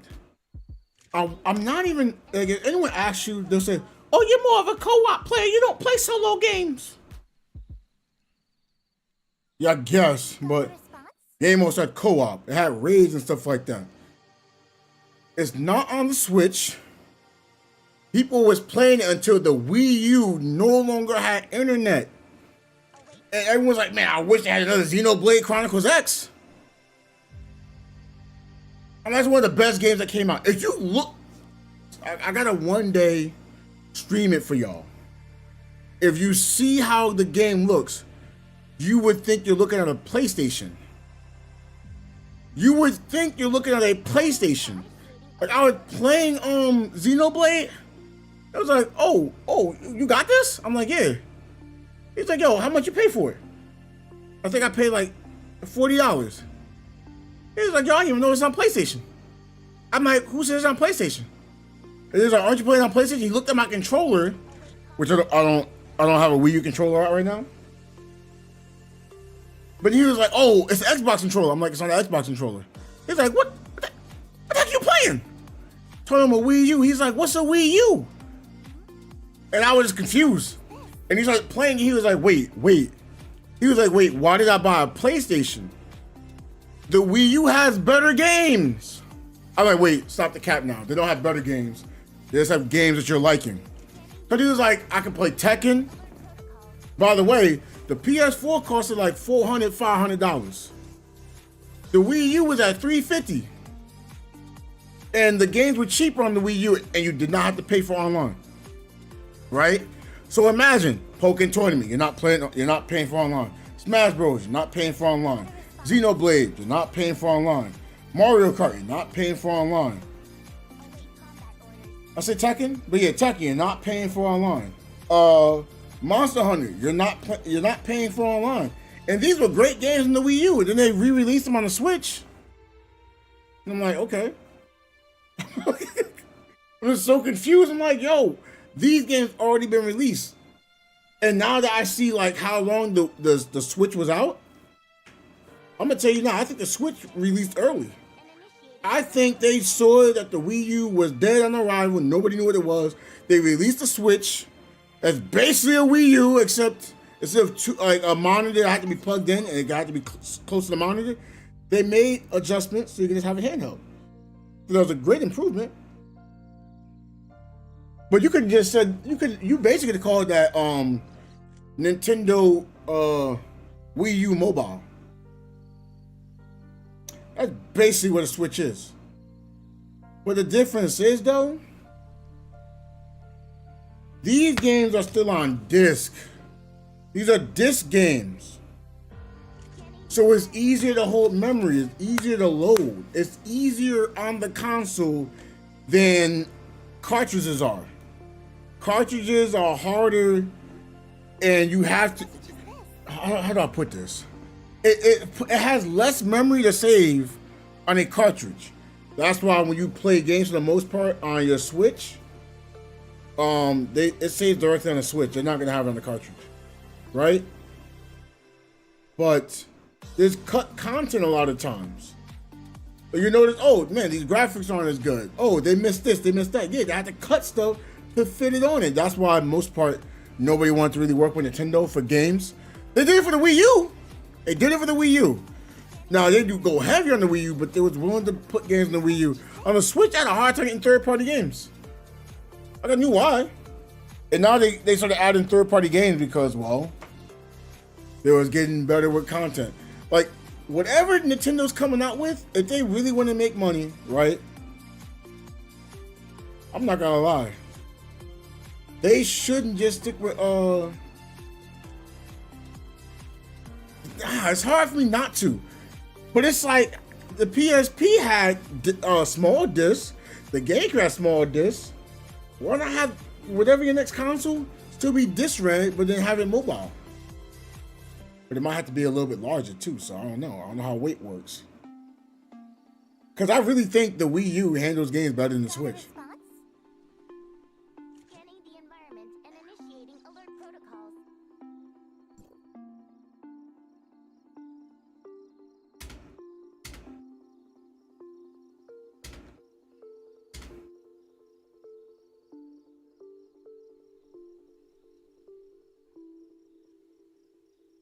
Await combat orders. But yeah, the Wii U is such a great console. Whose message is this? If it had online today, we would still be playing it. I only started playing Mario Kart on the Switch because it wasn't available on the Wii U anymore.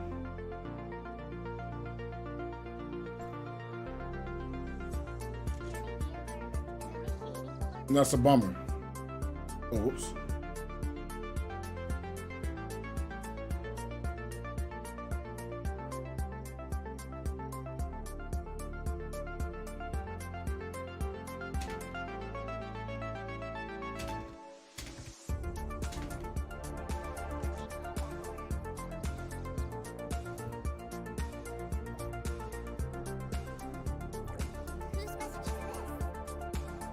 There's another console anytime soon because the Switch is a money maker for them. No, they have no idea what to make next. That's the problem.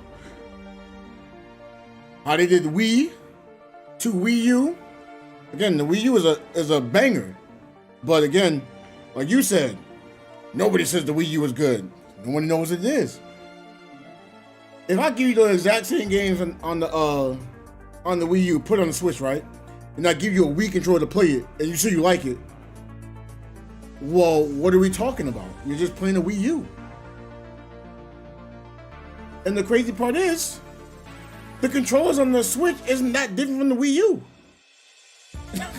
The only thing that really changed was like the back buttons. That's really it. They just changed the back buttons. Everything's basically the same. Except it has worse performance on the Switch than the Wii U. Man, I could imagine Pokemon Unite having 60 frames on the Wii U. Easy. On the Switch, it's not so as easy. It still happens, just not as easy.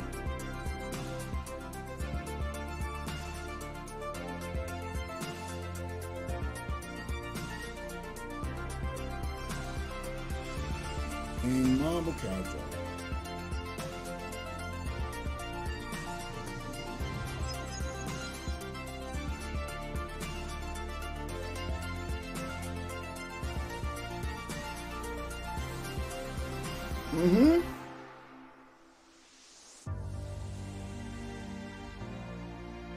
It's like most people that love the Switch, if I ask someone their favorite game and I bring up the Wii U's version of the game, it's not a huge difference. Smash Brothers, there's a difference.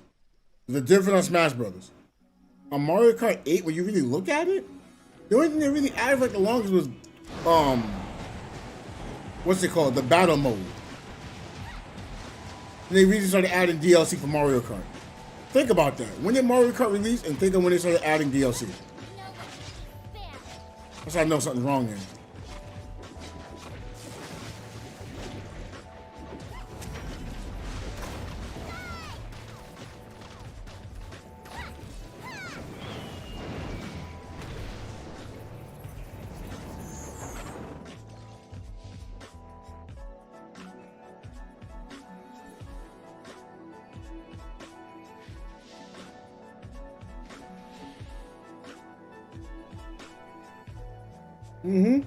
Like when that boy up Tekken, he was like, what? You was like, Switch had Tekken? Wii U had Tekken? And it feels good playing it. Like, the fact that my homie could play so often and not know that it was a Wii U, and he got it mixed up for a PlayStation. He held the controller, it felt comfortable. He said, this is a good controller. And yet he was like, yo, and he actually looked at the controller and he kept looking for the console. He didn't know what the console was. Got a response? He kept saying, where's the console? Cause like you'd hear my PS4 when I'd be playing it, right? The Wii U made like next to no sound. The Wii U was great for its time, it's just no one knew about it. And I really hope they can start looking at some things in the Wii U. Again, I'm not saying don't look at the Switch. Look at the Wii U, look at things that were really strong and implement that. Just don't call it a Switch 2. Now, if they were smart, I hope they get smart, right? Look, come out with a game, right? Still makes, you can still keep Switch, right? Well, I mean, maybe they wouldn't want to do that. But I would say you want to make a console that can still play the older Switch games, right? But we got the Wii U. Why don't you make it so you can mix them together, right? But make it so if you want to buy a game, right? Let's say I wanted to buy Mario Kart 9, right? Make it so I can buy the disc version, or if I buy the disc version, it comes with, like, you know, the Switch version as well, and they have this a home console. So you still want to move the Switch outdoors? Fine, you can do that. But now you have a dock for it. You already have a Switch. Now you're just buying the beefier version of it. You don't have to call it Nintendo Switch. I get it, it's switching one thing to the other. But you can't call it Nintendo Home, you know?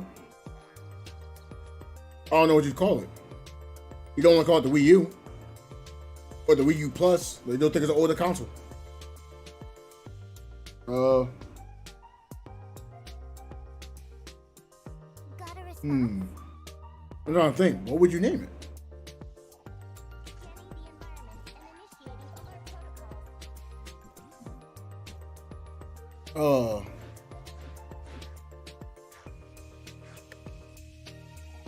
Shoot. I can't think of a name for something like that. But that sounds like a great idea for me. Because you still allow people to buy Switch games. If you're releasing games, that's with a disc and it comes automatically with like the what's it called? Yes, you may be losing some money. Right now, it don't matter if you're going to lose money. You want to be able to keep people still happy with the Switch. But then when they have a dock, they have a real dock. Like when I say I'm going to sit down and play Mario Kart 8, or I'm really about to get into some Mario Kart 8. I'm going to have no hiccups, no performance loss, right? Let's say I want to go out there and play a third-party game. They're like, yo, we really don't want to make a disc. We don't want to put in like a cartridge. Can't afford to. It's too hard. Put it on a disc only. Okay, cool. Now, the people that want the Switch will be a little mad. I understand that. Let's say they want to come out with Xenoblade again, right? They come out with a Xenoblade that just can't be placed onto a cartridge. It's okay. They come out with a disc version. And then what you can do is, oh, well, we already had a disc version. You have a digital version.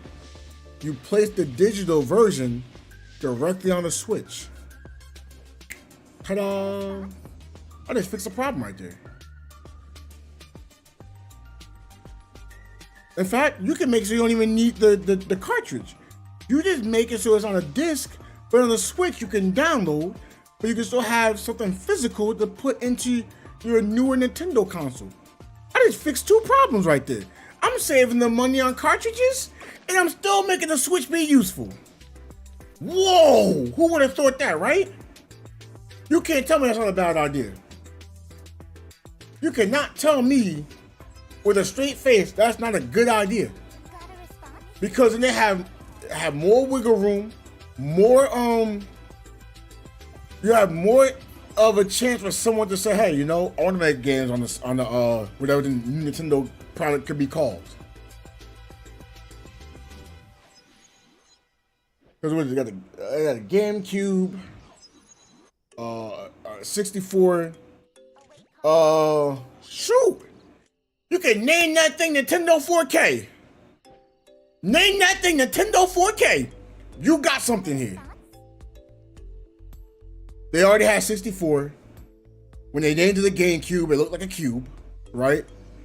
When it was Wii, I guess it was like, ooh, we're gonna have fun. Wii! You know, the Wii U, they just copied from beforehand. The Switch, it switched from dock to handheld. So you just let it have 4K capabilities, name it Nintendo 4K. People already gonna think, yo, this is different. It's gonna be games in 4K. What? And I can still play newer games. It's the newest console. I'm getting Nintendo 4K. Even if it doesn't play in 4K, you name it that. You want it to play in 1440p, but let it be able to somehow not natively be 4K. You're fine. You got something there. Look at me thinking easy for Nintendo. And I'm still getting use of the Switch because any game that you buy on the console, whether it's disc or not, you'll automatically be able to download it. Oh no, maybe that's not a good idea, because if that's the case, I could borrow your game, right? I'll borrow it, take it, then give it back to you. It's considered me having it in the library. You know what I do? Oh no, you can save that, because when you get the game, it'll come with a code.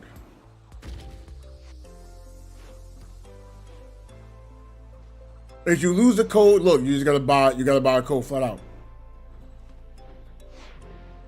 But just make the codes cheaper. You're gonna be selling these disc games for $70 for a code. Make the code cost like $25 to $30. Yes, you might lose out. That is true. Or maybe make it 50. Yeah, make it 50 for the code, right?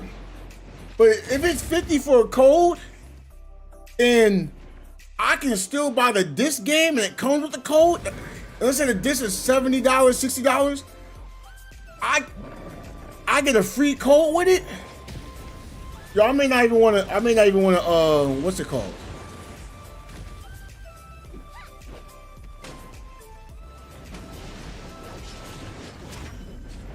Yeah, because it didn't load up fast enough. So that happens. So I wanted you all to see the downside when I have all these characters on the screen at the same time. That's what I wanted you to see. So you know this could happen on PlayStation. You get this on PlayStation. I just want you to see this. The possibilities.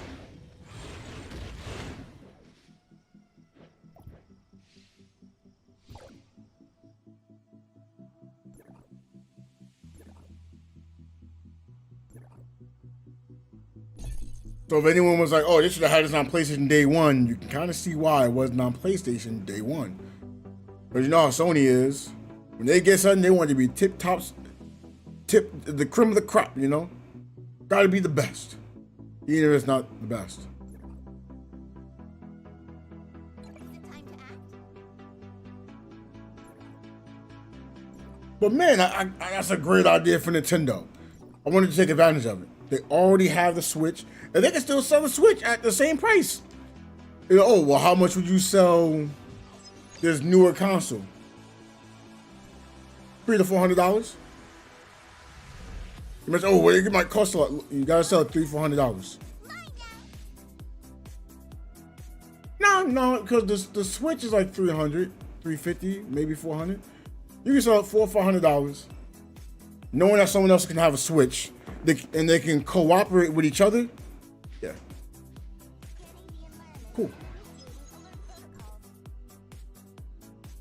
Because you don't want it to play, you don't want it to have everything switch up. You want it to be optimized for your Switch, but you definitely want to be beefier and keep making new games. You didn't really come out with a new product, you know? So you didn't really make a new product, which is fine, but you beefed up the original product that works with the old product. You can come out with newer games. You don't have to worry about taking out any extra accessories. It's just updated Switch stuff, and then you're starting to add, you know, disc base so it can handle. That's great. And welcome back from your short nap.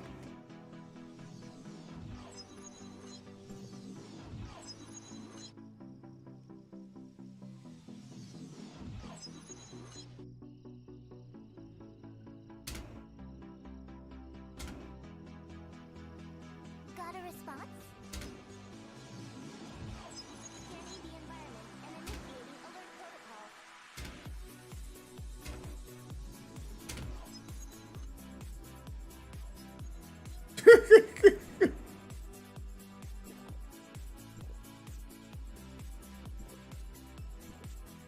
Here we go.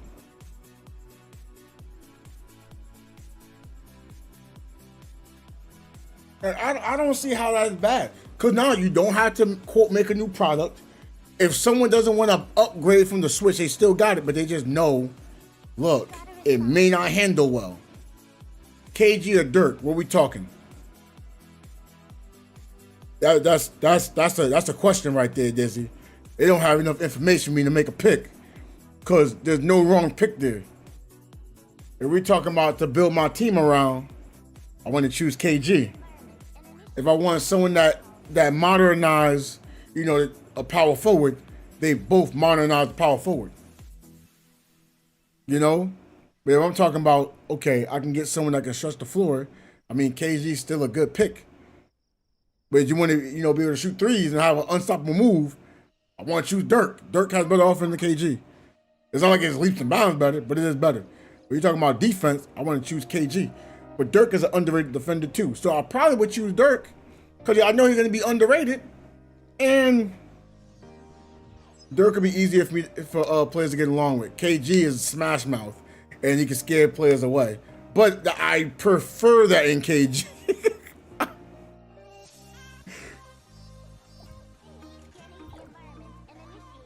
Yeah, you know what? I'm gonna choose what people aren't gonna choose. I'm gonna choose Dirk. I'm gonna choose Dirk. I'm not saying Dirk is better than KG though. I'm just saying I'm choosing Dirk.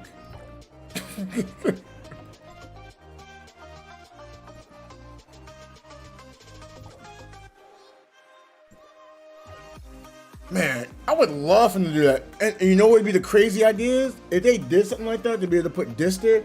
If you can somehow play the Wii U games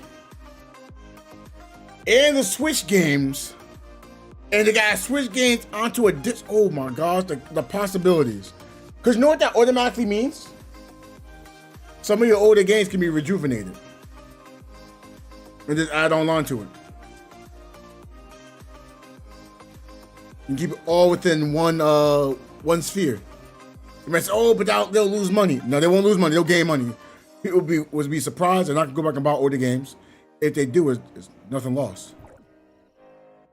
Like Mario Kart 8 and Mario Kart 8 Deluxe. Those are, I hate to say it, those are two different games. They're similar, but they'll run on different platforms.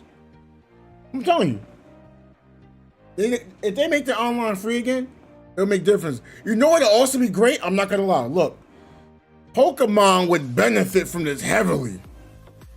If they can put a disc-based Pokemon game and still have a cartridge so that you want to be on the go, Pokemon benefits from that so much. I didn't even think about that. Because then Pokemon can give Temtem for a run for the money. Even though Temtem is on Switch, but Temtem is limited to what Switch does. You take Temtem off Switch, it runs a lot smoother, runs a lot better.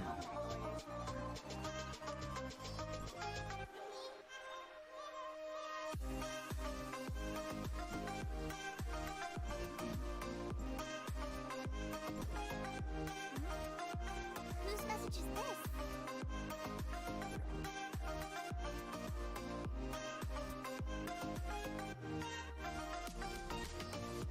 Yeah, give it 10 a run for his money, no problem. Cause look, right? I'm not saying Temtem is better or Pokemon is better, but I'm talking about graphically wise. You look at Pokemon graphically on the Switch, and you look at Temtem graphically on PC. I know. Oh, hold on. Oh, I didn't get the Switch.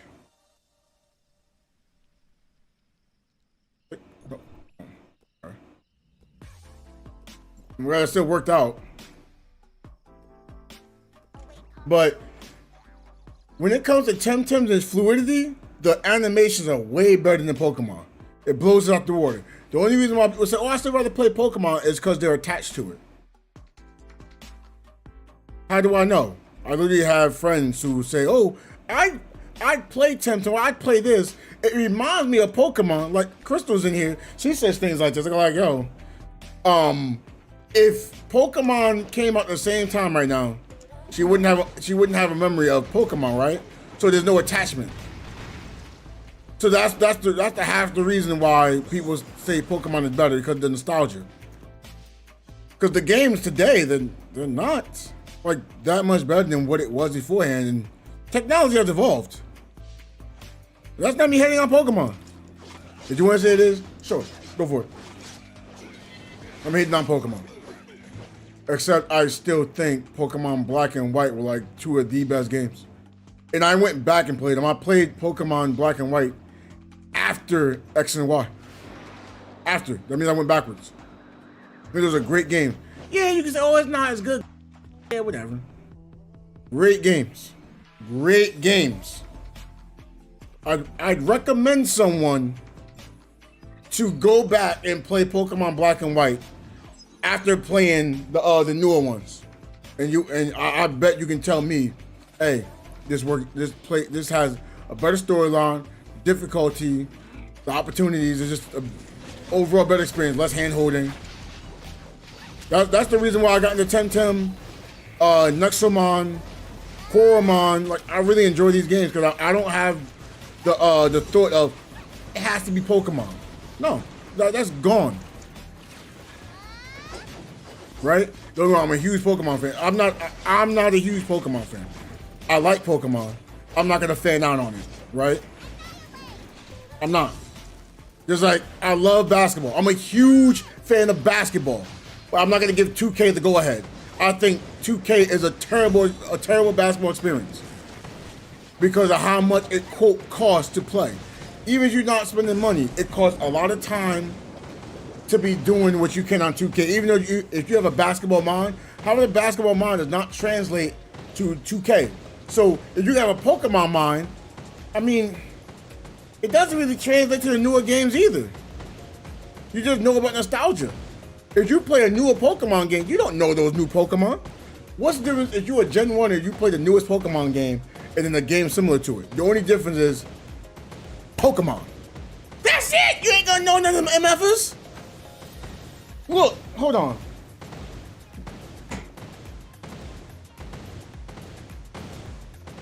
Pokemon Sword. I like the game. Yes, 2K is a terrible basketball experience. It is. If you're gonna say, oh, it's a great basketball experience because it's simulation, compared to what? If you're gonna compare it to NBA Live, yeah, NBA Live is a terrible basketball experience too. NBA Live was a better experience for me because of the balance of offense to defense. That's what it is. 2K needs to go back to the drawing board and figure out what's going on. If they've been building everything from the original 2K game to 2K23, they just build, and they never say, hey, you know what? Let's actually take all the things we like and take a little more time and put it at ground level so we build on top of it. It's not so many things together. When we try to fix one thing, oh, let's fix this. Oh, and then let's fix this. Oh, do this. And you fix one thing and then something else messes up. No, it's terrible. It's a terrible experience. It can be better.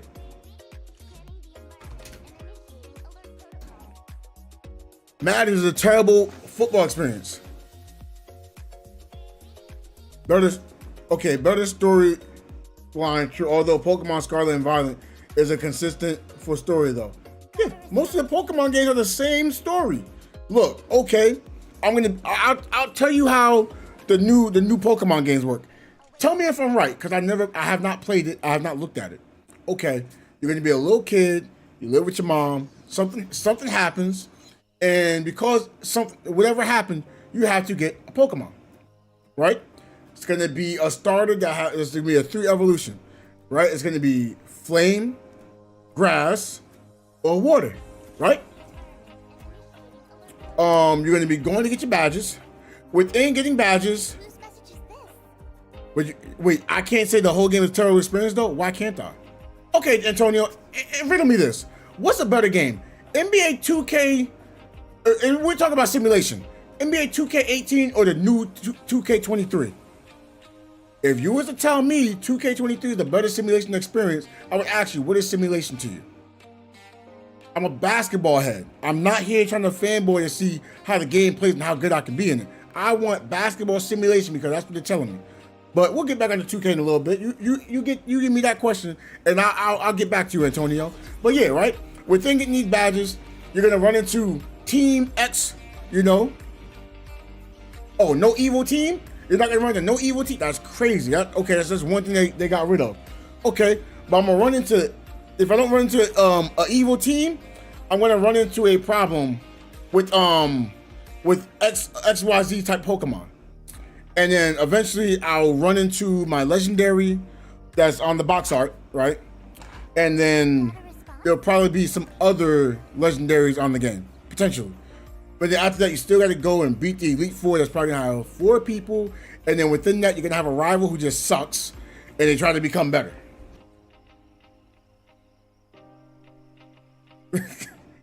Oh, a team isn't evil. Okay, just a bunch of bullies. Yeah, they've been modernized because bullying is now evil. Cancel culture.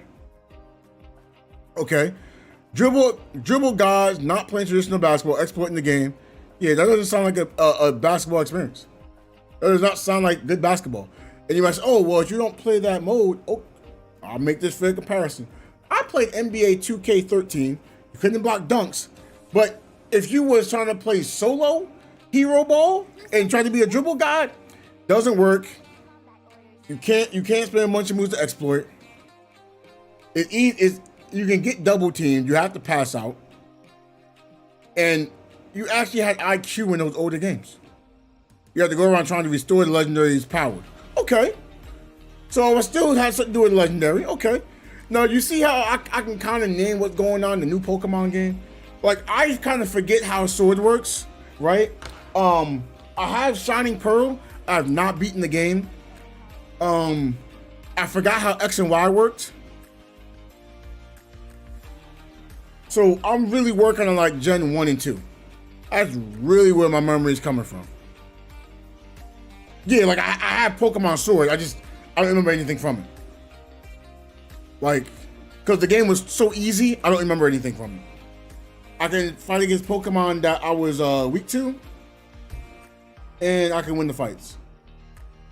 I'm not gonna lie, I could not do that in some of the other games. That's what. Which one is it? Gold and Silver? Man, I wish you would. I wish you would try to do that on Gold and Silver. You get popped. Gold and Silver was a great game, but it was not the easiest game to play. Like, you get a bunch of different Pokemon and get through stuff. Well, I'll put it like this. The offline experience is not terrible in my opinion. Okay. If I played against you locally, Antonio, like if I came to your house, I did the exact dribble exploits,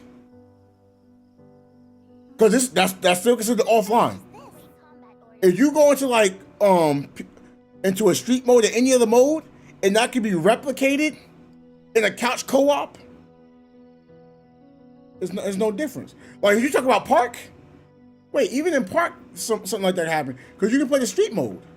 You can play street mode and use certain characters, but you'll say, oh, you can't alternate the dribble moves. Look, if I use Kyrie, and I get 2 of my friends standing in the corner, again, we're playing offline, I ain't got to worry about no latency. I'm going to still do the same ish, and I can get an easy bucket. If you help out, I'm going to dish off, and we get an easy shot.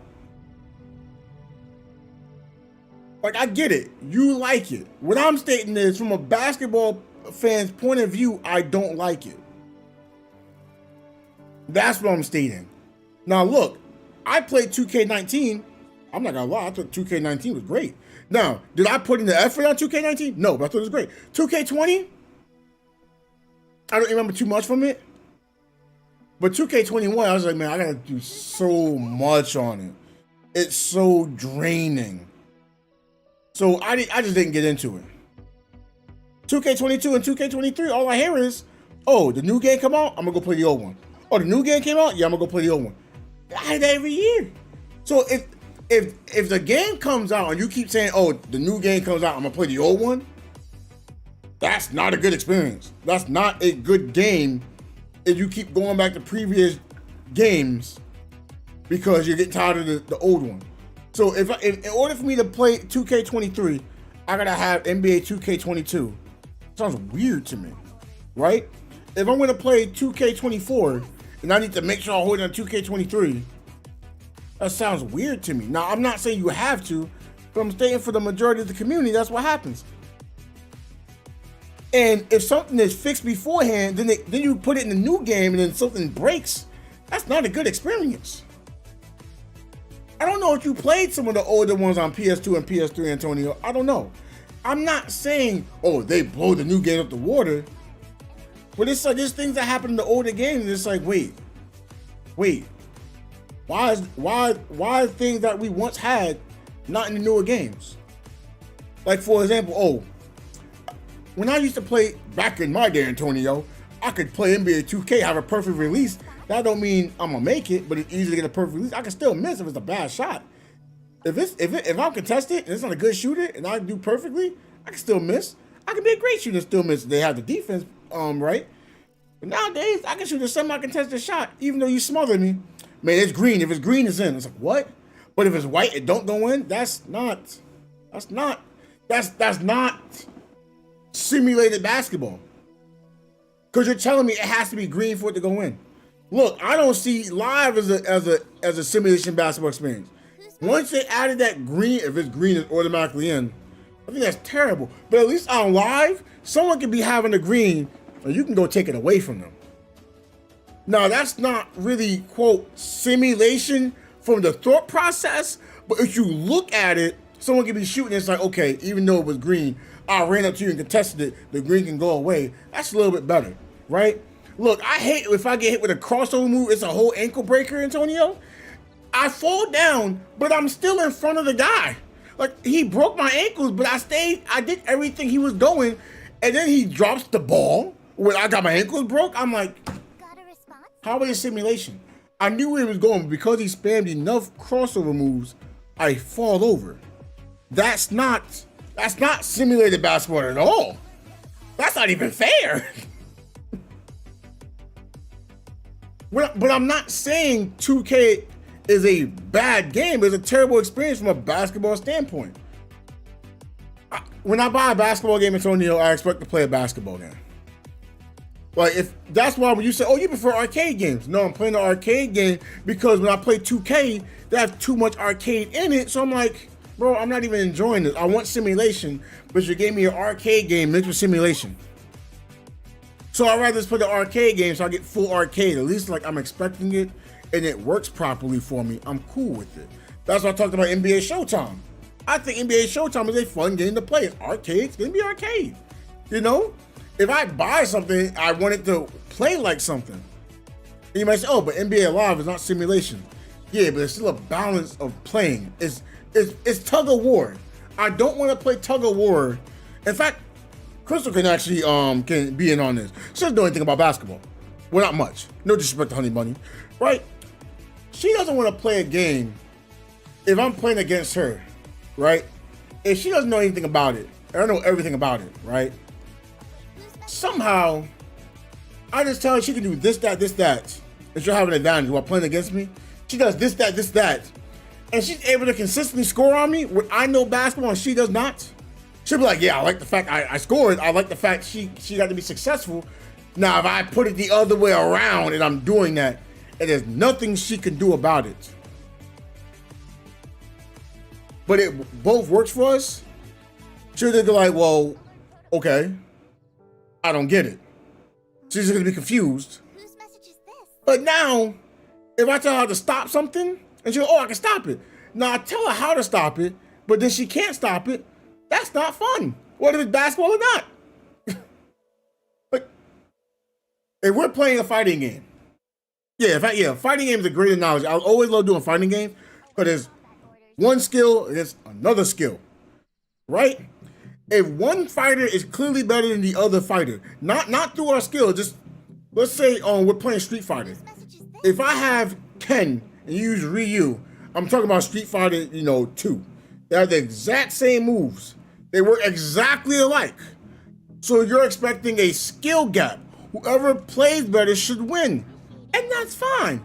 But now, if you chose Ken and I chose Ryu, and somehow Ken does more damage and has a tiny bit more health, and Ryu is just everything what Ken has except less damage and a little bit less health, you're like, wait. This isn't fair. So you know what you're gonna do? You're gonna choose Ken. I'm gonna choose Ken because Ken is better. I'm gonna choose Ryu. Look, see, Crystal, like, she ain't being confused. Like, she like the success part, but she don't want to be confused. Like, you wouldn't be able to play a game like if it's this, it's that. Like, no one wants to play a fighting game at a disadvantage, right? If we're all playing Mario Kart, right? And we all using similar carts. If I'm in first place, you're like, okay, he's in first place because of a skill. That's fine. But now, if I clearly can outspeed you, or if there's no balance, it's a problem. On 2K, there's a balance problem. Defense can't keep up with offense. And look, 2K 15, 16, 17, yes, it was there. We didn't complain about it because, look, we was having fun. 2K 18 came in. It wasn't fun, but then you noticed the offense had an advantage. So what we had to do, we made defenders overpowered. Oh my gosh, they're overpowered. Like, I don't know if they're really overpowered. It's just they're able to play good because if you don't use a lockdown defender, defense wasn't that good. So I'm like, wait, there's a balance issue here. So they were making up from the balance issues by the badges. If you have to solve problem with badges on that game, there's a huge issue there. And I feel like that's where it started having issues within the badge system. I mean, you can talk about the builder, but the badge has been the problem for me because that translates to offline. That translates everywhere. That's what I'm saying. It's a bad experience because badges run the game. If we take off badges, then what happens? Look, Dizzy still plays 2K16 because he enjoys it. And I'm not gonna lie, you can go. Would you ever play Madden again? Would I play Madden again? Like, right now, it's not fun for me. I'm pretty sure you agree with this, Antonio. The PS2 Madden game is better than the PS4 Madden game. I'm like, wait, that don't make any sense. And if you ask people around, be like, oh, what's the best Madden game that you played? If they played all the Madden games, I'd be shocked if someone does not say Madden. I mean, you can still put Madden 04 in there, but if someone doesn't say Madden 04, 05, 06, I might be a little confused. But those are some of the best times in Madden. Now again, they don't say one of them. Cool. I'm expecting to say at least one of them, and then another Madden game. Look, no one's gonna go around saying Madden 94 is one of the best games. Okay, it was some cheese in Madden 94. I won't lie. If you can jump, if you knew when to jump and someone would tackle you, you had invincibility frames. That's so not fair. Not you jumped over someone, it's invincibility. You jump, they tackle you, they miss. They'll bounce off you. I'm like, y'all don't find that busted? At 95, bro, I promise you, it went from jump being OP to jump not working at all. Well, you couldn't jump over it. If they went for a tackle and they missed before and you try to jump over the body, you still get tackled. I'm like, what? Okay. Again, it wasn't I'm not gonna say great experience, a bad experience. It's just it's early stages of the game. They didn't have much to build off of. Come on, Madden 92. So yeah, 92, 93, 94, 95. You have 4 games there. You don't have much to build off of. Madden 2000? I'm not gonna lie. I thought Madden 2000 was fun. Do I think it's better than 04, 05, 06? No. 07 I thought was terrible. And then I kept trying to get back into it. I was like, I just don't have fun playing Madden games. Madden 21, when I was playing it, was fun, but I didn't get too invested into it. And Madden 21 might be a great game low-key, but then I also was told, hey, B, you know Madden 22 has things from Madden 21, like it's legitly like copy and paste? Man, get out of here, you lying. Showed me a screenshot of Madden 22 with something that came up that was based on Madden 21. I was like, this is modded. Then they showed me the bigger version of the screenshot. I'm like, okay, you can still be modded. Then they showed me a video. Okay, this is on PC. Then they streamed it and showed me it. Them playing Madden 22, the newest game, and things with Madden 21. I'm just like, okay, what am I supposed to say now? Now, it might be a good game, but I'm not going to say it's a good it might be a good football, but it's just they're being lazy with it. I don't have enough experience on Madden. See how I'm saying I don't have enough experience on it? But when I look at it, If I'm looking at something, it has to be, it has to be sexy. That's just what it's got to be sexy. If it ain't sexy, we ain't playing it. You may say, what do you mean sexy? You gotta have women in the game? No, I'm not meaning by women. Don't get me wrong, women can be sexy. But guys can be sexy too. I'm talking about like when you first look at it, it gotta pop at you. It gotta be like, ooh, oh gosh, oh, let me get a little more of that. Oh yeah, that's nice. I don't know the last time I had something like that with a game.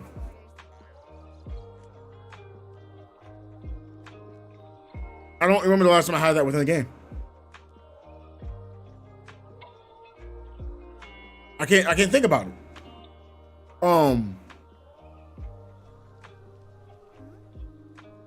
In fact, the last time I remember that was White Knight Chronicles. But did it live up to the expectation I had for it? No. Did I think it was a great game? Yes. It did not live up to the expectation of what I had in that. Still overall a good game, it just didn't live up to expectations. Still one of my favorite games. Did not live up to expectations. So there was something different. Well, I like when games give out something sexy.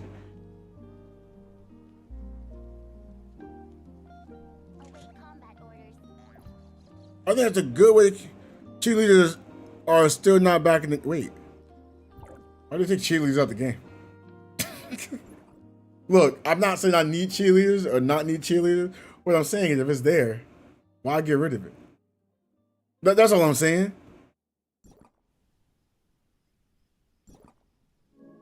That's something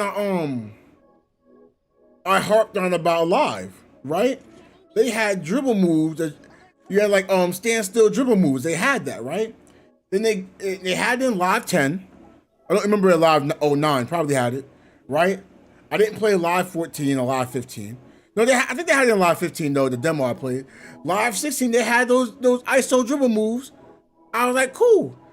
Live 18 came out, it wasn't there. I'm like, yo, why? Why'd they get rid of it?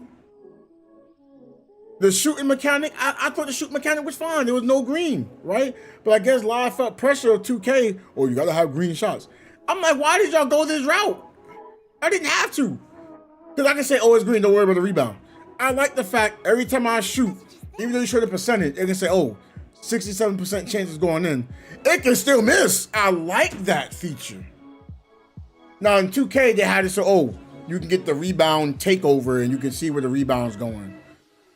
I think that idea is cool, okay? I don't like that you can still know if it's going in or not with the green and stuff. I'm like, that's too much. If they got rid of the green, like that's cool.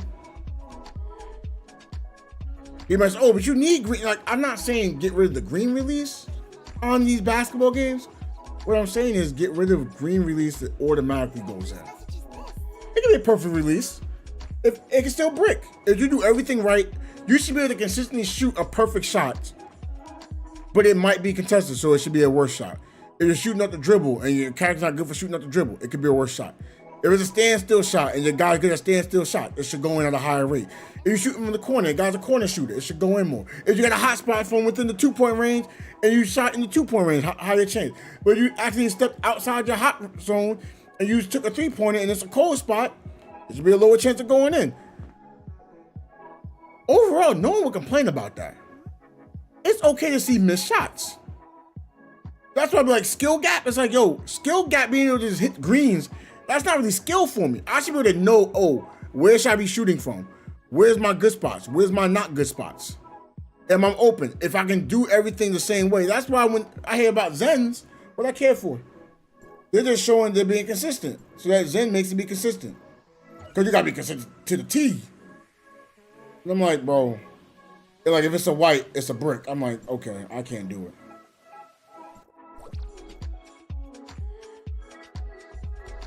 Like I just can't do it.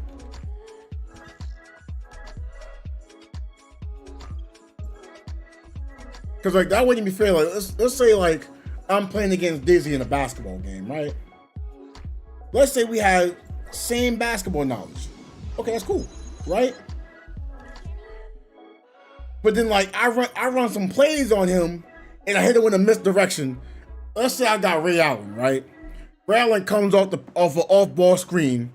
He's doubling up on my guard. I get one of the best shooters to ever shoot. But then I brick just because it wasn't green. And I'm wide open. You're disrespecting everything about basketball right there. I did everything correct. And I caught him off balance on a basketball play. I should be rewarded for that, not penalized. I'm not saying this should go in all the time, but it missed because it wasn't green. I didn't miss because I was contested. I didn't miss because I timed it wrong. I did everything correctly. But because it was not green, it's a brick. What?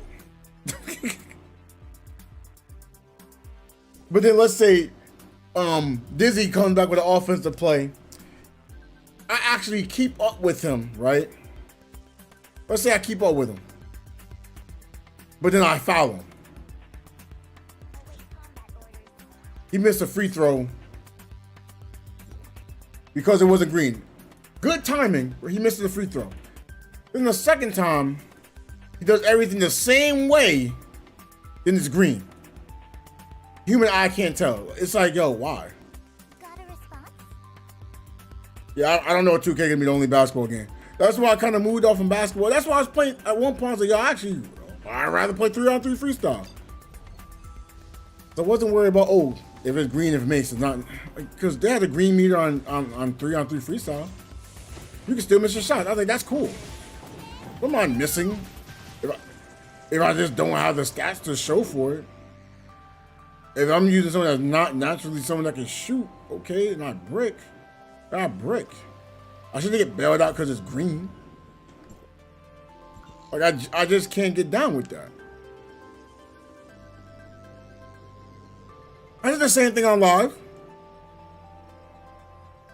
Even if I'm a wing shooter and you're not a defender, look, if you get up on me, if I brick, I brick. But if I'm a shooter and you're not a defender, I'm expected to make more than miss. I think that's fair. If I'm a shooter and you're not a defender, I'm not saying it should be green. I'm saying I should make more than I miss. Now, if they heavily smothered contested, I don't care if that person's a defender or not. If it's a smother, it's a smother. Because that doesn't matter if you have good defense or not. That's a horrible shot. That's a horrible shot. And I forgot who I was having this conversation with. I was like, do you understand what a smothered shot is to a late contest? Like, as a guy who really was hanging his hat on the defensive side, it's rare someone made a smothered shot on me. Because that means it's not smothered when you have the ball here and I get up on you. Smothered is like you're starting to shoot like you don't even have the ball in the shooting pocket and I'm on you and I make it uncomfortable for you to bring it from the shooting pocket. That's a smothered shot. And I'm just on you, in your face the whole time, making things uncomfortable. Even if I don't have, quote, the hand in your face, I don't have to have a hand in your face. I made it uncomfortable for you to shoot. That's what makes it smothering. Like, for example, when Patrick Beverly was guarding Kevin Durant, he's not going to be able to get a hand in Kevin Durant's face. But if he was there before he put the ball up, he's smothering him. Cool, I like that. That's why I like you hear, oh, Patrick Beverly, really, really good defender. I'm not saying he's an average defender. He understands what he's doing defensively. He knows, hey, I'm short. I'm not going to be able to heavily contest him, but I can smother him still before he gets the ball up. I like that. I like that a lot. Cause I played against one of my friends. He didn't understand, bro. How are you able to make me miss so often? I was like, it's uncomfortable when you're shooting, isn't it? He was like, yeah. But then like he would do things to think it would rattle me. He's like, wait, what? He's like, how'd you know I wasn't gonna shoot? Like, and then he realized, yo, I understood when he was gonna shoot, how he shot, the spots he took. I knew. So when we would constantly just be uncomfortable shooting, he's like, yo, I don't understand. He's like, I can make the shot all the time, but then when I play against you, it's really difficult. Yeah, because I knew your spots. I knew how you played. Oh, your little head fake ain't confusing me. Your little ball fake ain't confusing me. I knew the whole mannerisms when you about to shoot. And that's what made it the difference. I played against other players, and I started to understand. Oh, you do this when you're about to shoot. Oh, you do that. Okay, I'm gonna try to take that away. So when you think you have an open shot, I want to make sure, like, even if it's open, you're very uncomfortable taking that open shot. I mean, it's open once they release. Wasn't open beforehand. Very uncomfortable getting to a natural shooting rhythm. And I realized that when I played against this guy named Mike, I'd be like, yo, he can really shoot. Like, I can't be there late. I have to be there as soon as he starts to shoot. I'm like, yo, I can't do anything, because if I try to play help defense, he gets the ball, he's gonna make it. I can't stop him from making shots. And it was very annoying knowing I had to change how I play defense. Now, of course, for him, it was very annoying that I would just hound him, harass him. But it was annoying because then someone else was able to score no problem. Then we made a switch, and I'm like, well, now they're scoring no problem. I'm like, oh man, this is terrible. So like, when I can't implement those things, into basketball, it bothers me. That's why I really enjoyed 2K17. I'm not saying it's any ways better when it came to a simulation experience. But there was things I can do, when it came to stats. I can stop offense, even if I didn't have a defensive player, because I was using like a glass cleaner, and I was able to get into people defensively. They was like, wait, how are you able to play defense as a glass cleaner? I have an understanding on how some of these players play. Okay, that's a stretch big. He's gonna be on the perimeter a lot. Okay, so I gotta kind of stay on him. I was like, okay, but this other guy, I can try to make him want to make him want to pass out when he sees me getting nearby. So I get nearby and run away. Get nearby and sometimes go for a steal. Get nearby and then don't commit to this guy shooting. And because I kept giving him different looks the whole time, he just didn't understand. So they just shoot, I can hear the other team, shoot when you open, shoot when you open, shoot when you open. But he wasn't sure when he was open because I was able to get to him so quickly. And then I was like, since I'm playing defense most of the time, I'll just make a defender. Then I was faster. So then it was not easy to just shoot when open. If that's the case, I can easily switch to someone else and still be fast. I was like, that makes a huge difference. Be another basketball game? Yeah, it'll be another basketball game, but will it be able to overtake 2K is the problem. And it could be better with everything. But if the community doesn't want to play it, the community doesn't want to play it. Like, players are going back to... I saw people in the 2K community going back to play NBA Live 19.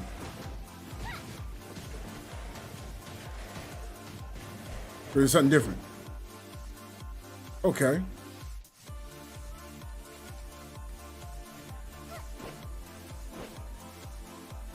So, I'm not saying Live is a good game by any means. But they was getting tired of 2K. They went back to play live and started noticing, even though it's not the best simulation experience, it was a good experience for being able to enjoy offense to defense. It goes a long way.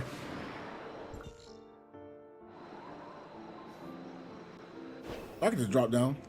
Fine. And I just feel like games in general, it needs to have a balance. There's a lack of balance. You're got a lack of players wanting to play.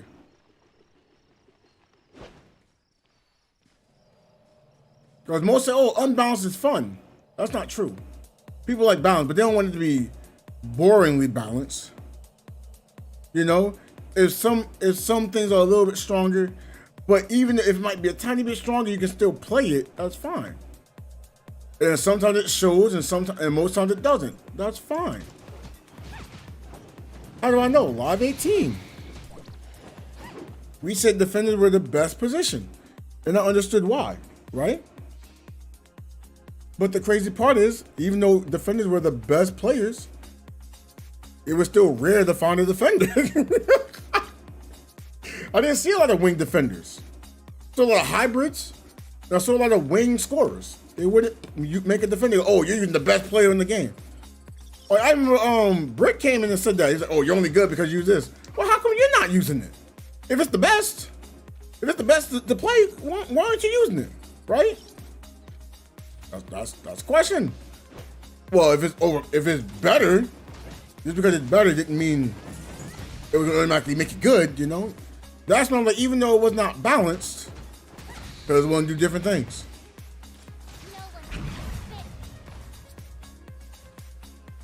That's speaking volume to see your game.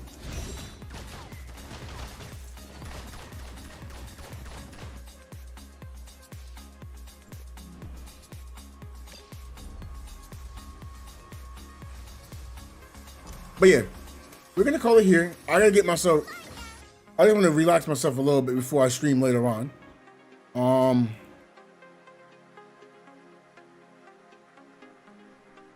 I'll share the exact link.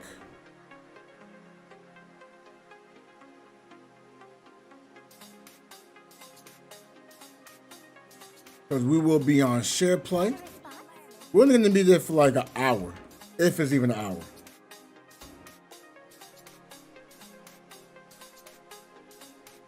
But yeah, unbalanced can be fun. It's going to really get annoying. For like example, people are going to use the character and sometimes ruin the game. Yeah, I like to say I agree, right? But then I can state this, right?